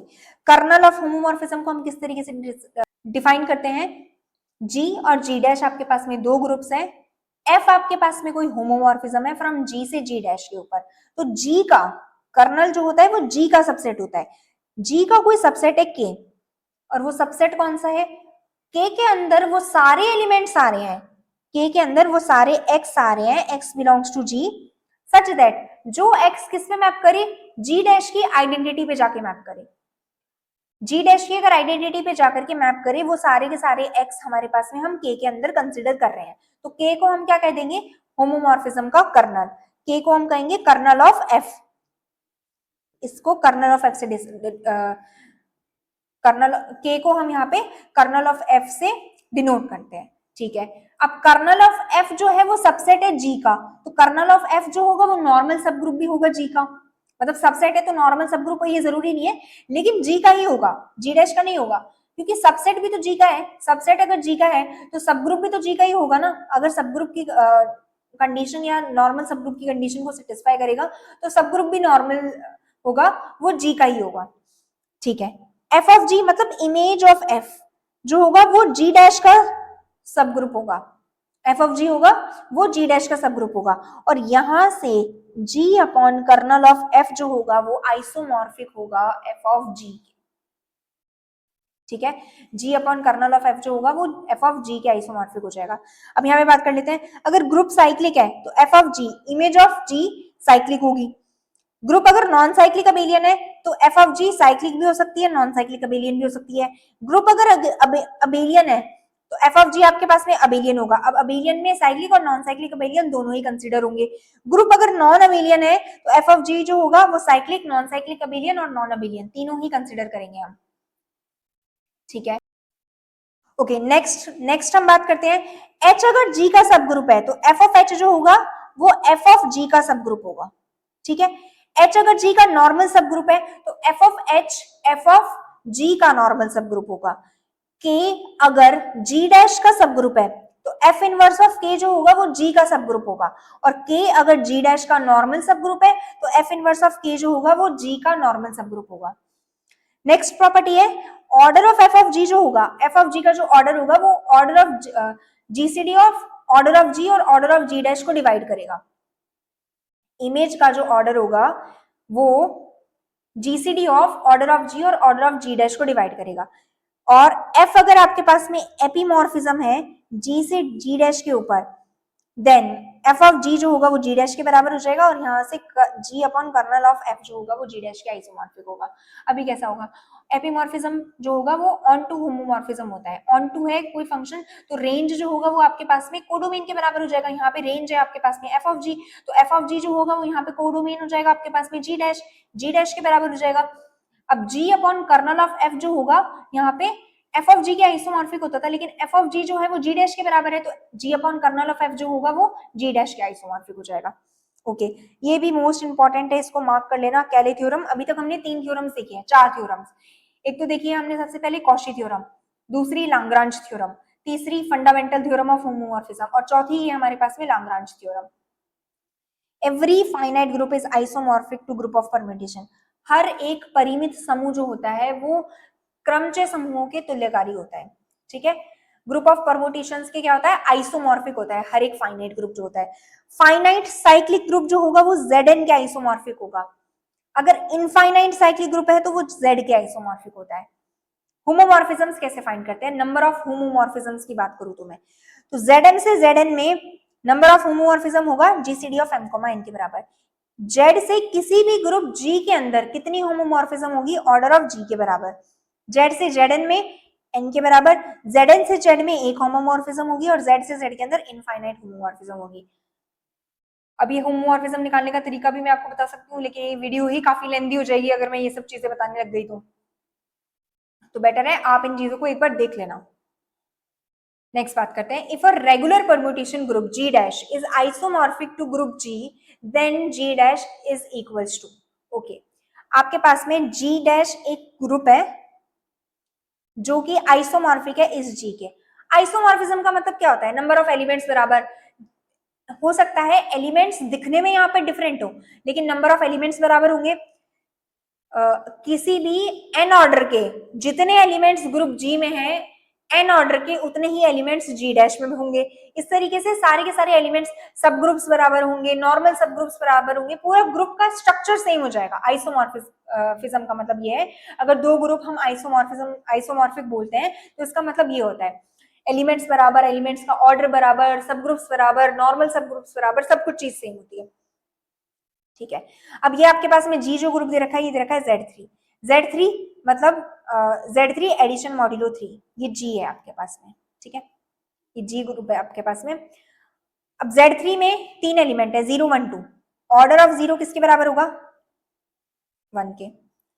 ऑर्डर ऑफ 1 जो होगा वो 3 के बराबर होगा, ऑर्डर ऑफ 2 जो होगा वो भी 3 के बराबर होगा। कैसे होगा, 1 प्लस 0 Zn में आइडेंटिटी का काम करता है, तो 1 को मैं कितनी बार ऐड करूं, एडिशन मॉड्यूलो 3 ऑपरेट करूं 1 के साथ में कि उसका जो रिजल्ट है वो हमारे पास में 0 आए।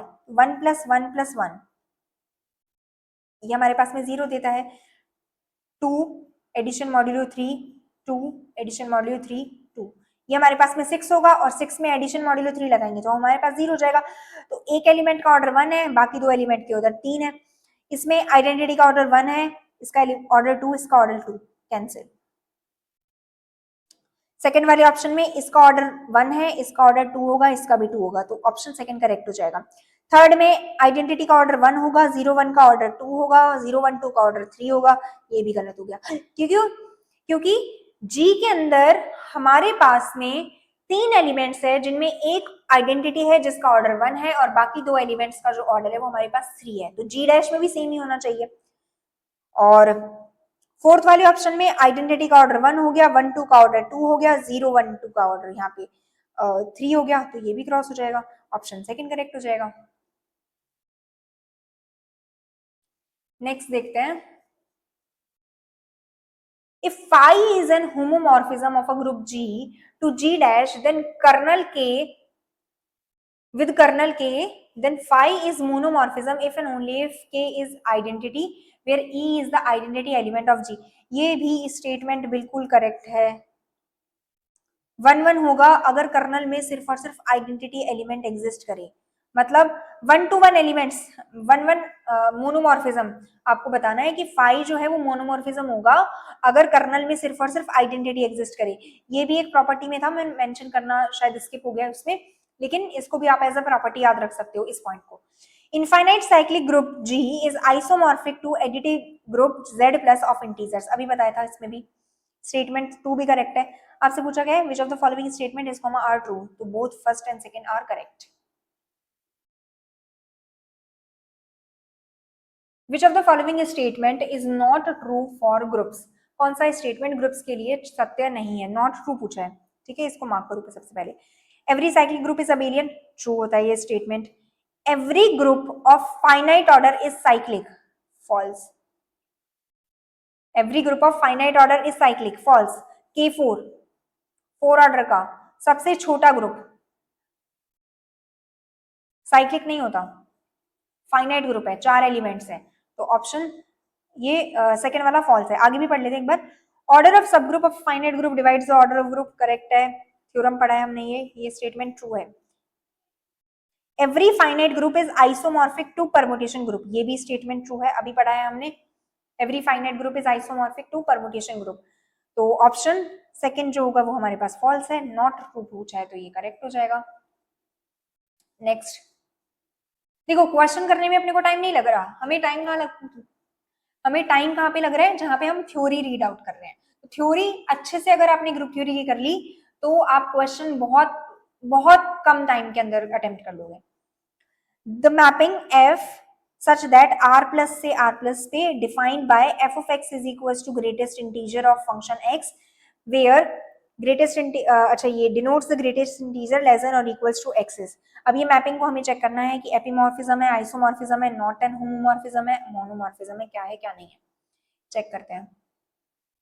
ठीक है, तो ग्रेटेस्ट इंटीजर ऑफ x की बात करते हैं। अब सबसे पहले एडिशन का ऑपरेशन है, तो यहाँ पर अगर मैं 2 एलिमेंट लेती हूँ x और y जो है वो, अगर मैं r में से 2 एलिमेंट लेती हूँ तो greatest integer of x plus y जो है वो बराबर होना चाहिए greatest integer of x plus greatest integer of y। यही डेफिनेशन होती है, हमने बताया ऊपर, हमने डिस्कस किया था ना कि आपके पास में G स्टार एक ग्रुप है, GO दूसरा ग्रुप दे रखा है, तो एक मैपिंग F अगर आप वो होमोमॉर्फिज्म होगी तो यहाँ से f of a comma a star b जो होगा वो बराबर हो जाएगा f of a o f of b के।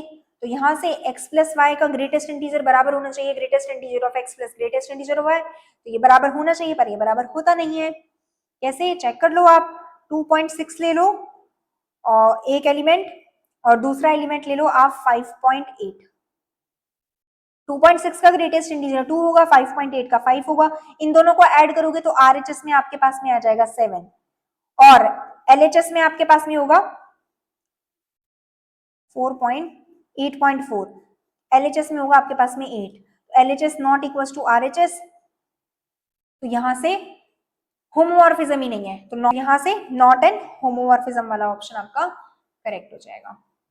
So that's it for this video. और एक बार हम ऊपर मैंने एक प्रॉपर्टी छोड़ दी थी, सब ग्रुप की प्रॉपर्टी थी वो, उसको चेक कर लेते हैं। हाँ, यहाँ पे ये जो 9th नंबर वाला पॉइंट था ये मैंने उस टाइम पे छुड़वा दिया था, क्योंकि इसमें अगर ग्रुप आपके पास में साइक्लिक है तो सब ग्रुप भी साइक्लिक होगा, ग्रुप अबेलियन है तो सब ग्रुप भी अबेलियन होगा, ग्रुप नॉन साइक्लिक अबेलियन है तो सब ग्रुप भी साइक्लिक या फिर नॉन साइक्लिक अबेलियन हो सकता है। ग्रुप अगर नॉन अबेलियन है तो सब ग्रुप जो होगा वो साइक्लिक, नॉन साइक्लिक अबेलियन और नॉन अबेलियन तीनों ही हो सकता है। इसी तरीके से ग्रुप अगर आपके पास में फाइनाइट है तो सब ग्रुप भी आपका फाइनाइट होगा। अगर ग्रुप आपके पास में ग्रुप में काउंटेबली इनफाइनाइट एलिमेंट्स है तो सब ग्रुप फाइनाइट और काउंटेबली इनफाइनाइट दोनों हो सकता है। और अगर ग्रुप आपके पास में अनकाउंटेबल है तो सब ग्रुप में फाइनाइट, काउंटेबली इनफाइनाइट और अनकाउंटेबल तीनों टाइप का आपका सब ग्रुप हो सकता है। ठीक है, इसके बाद में एक क्वेश्चन भी था जो मैंने वहां पे स्किप करवा दिया था, उसको भी एक बार देख लेते हैं। हाँ, total number of subgroups of a symmetric group of permutation S3 is, total number of subgroups find करने हैं यहाँ पे S3 के। अब सबसे पहले तो S3 का ऑर्डर बताओ। S3 का जो ऑर्डर होता है वो हमारे पास में 6 होता है। तो अगर हमने अभी एक थ्योरम पढ़ी थी, ग्रुप का ऑर्डर सब ग्रुप का ऑर्डर जो होता है वो ग्रुप के ऑर्डर को डिवाइड करता है। तो ऑर्डर ऑफ H क्या क्या पॉसिबल है, या तो 1 हो सकता है या फिर 2 हो सकता है या फिर 3 हो सकता है या फिर 6 हो सकता है। 1 ऑर्डर का सिर्फ और सिर्फ एक ही सब ग्रुप होगा, दैट इज आइडेंटिटी। 6 ऑर्डर का सिर्फ और सिर्फ एक ही सब ग्रुप होगा, दैट इज S3 खुद। अब 2 और 3 ऑर्डर के अपने को सब ग्रुप्स फाइंड करने हैं। ठीक है, नंबर ऑफ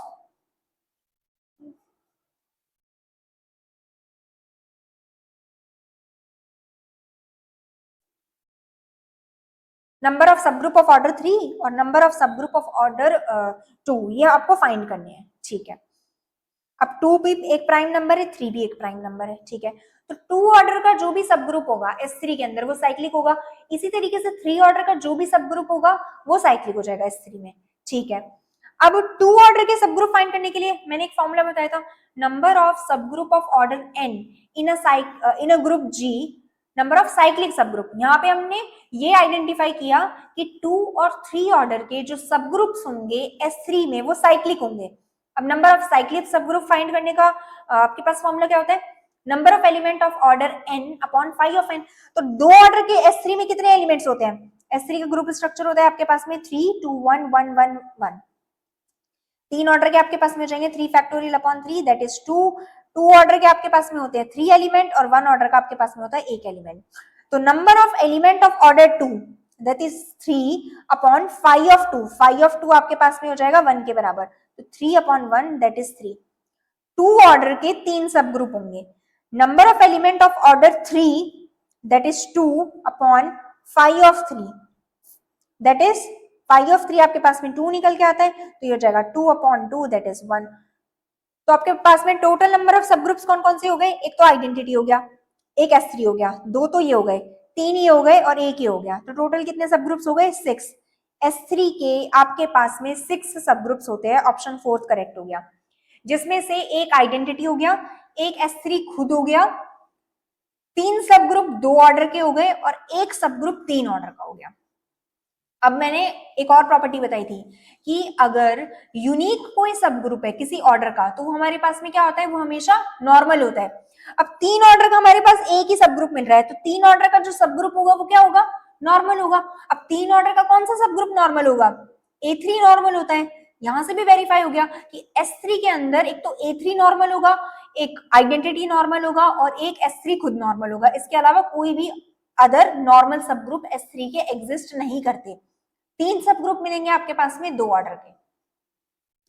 ओके, सो आज के वीडियो के लिए इतना ही। आज हमने बहुत सारी चीजें सीख ली एक साथ में। हमने सबसे पहले ग्रुप और उसकी प्रॉपर्टी सीखा, फिर उसके बाद में हमने ऑर्डर ऑफ एन एलिमेंट और साइक्लिक ग्रुप सीखा, फिर उसके बाद में सब ग्रुप, नॉर्मल सब group, cosets, factor group, homomorphism और बाकी फर्दर हमने क्वेश्चंस करे। अच्छा, इस वीडियो को देखने के बाद में आपको ये चीज समझ में आएगी कि ग्रुप थ्योरी के क्वेश्चंस आसान होते हैं, एग्जाम में ग्रुप थ्योरी के क्वेश्चंस आसान होते हैं, बस आपको थोड़ी सी लैंग्वेज समझने की देर है। और जो भी कॉन्सेप्ट आप पढ़ रहे हो उनको ध्यान से पढ़ो, आप उन चीजों को रिलेट करके पढ़ो। ऐसा नहीं है आप एक कॉन्सेप्ट पढ़ लिया अब सिर्फ और सिर्फ बस उसको याद कर लिया आपने, वो याद करने वाली चीज नहीं है। अगर आप किसी ग्रुप के बारे में पढ़ रहे हो तो उससे रिलेटेड उस पूरे ग्रुप के स्ट्रक्चर को आपको पढ़ना है। मानती हूं मैं कि ग्रुप थ्योरी ही एक सब्जेक्ट नहीं है और बाकी सब्जेक्ट्स भी है आपके पास में, लेकिन अगर आप अच्छा स्कोर करना चाहते हो तो डीपली पढ़ो इस सब्जेक्ट को, क्योंकि इस टॉपिक से क्वेश्चंस जो है वो बहुत आसान आते हैं। कोई भी ऐसा क्वेश्चन आज की वीडियो में आपको नहीं लगा होगा जो टफ हो। सारे के सारे या तो मैंने रिजल्ट्स में बता रखे हैं, या फिर हमने कोई थ्योरम में पढ़ लिया, या फिर हमने फाइंड कर ली चीजें। तो टफ क्वेश्चंस नहीं आते ग्रुप थ्योरी के, आसानी क्वेश्चन होता है। लेकिन बस फर्क इतना है कि आप समझ करके पढ़ोगे तो आपके क्वेश्चन सॉल्व हो जाएंगे, और अगर नहीं पढ़ा तो वैसे भी नहीं होने वाले। ठीक है, तो फिर मिलते हैं नेक्स्ट वीडियो के अंदर। Thank you.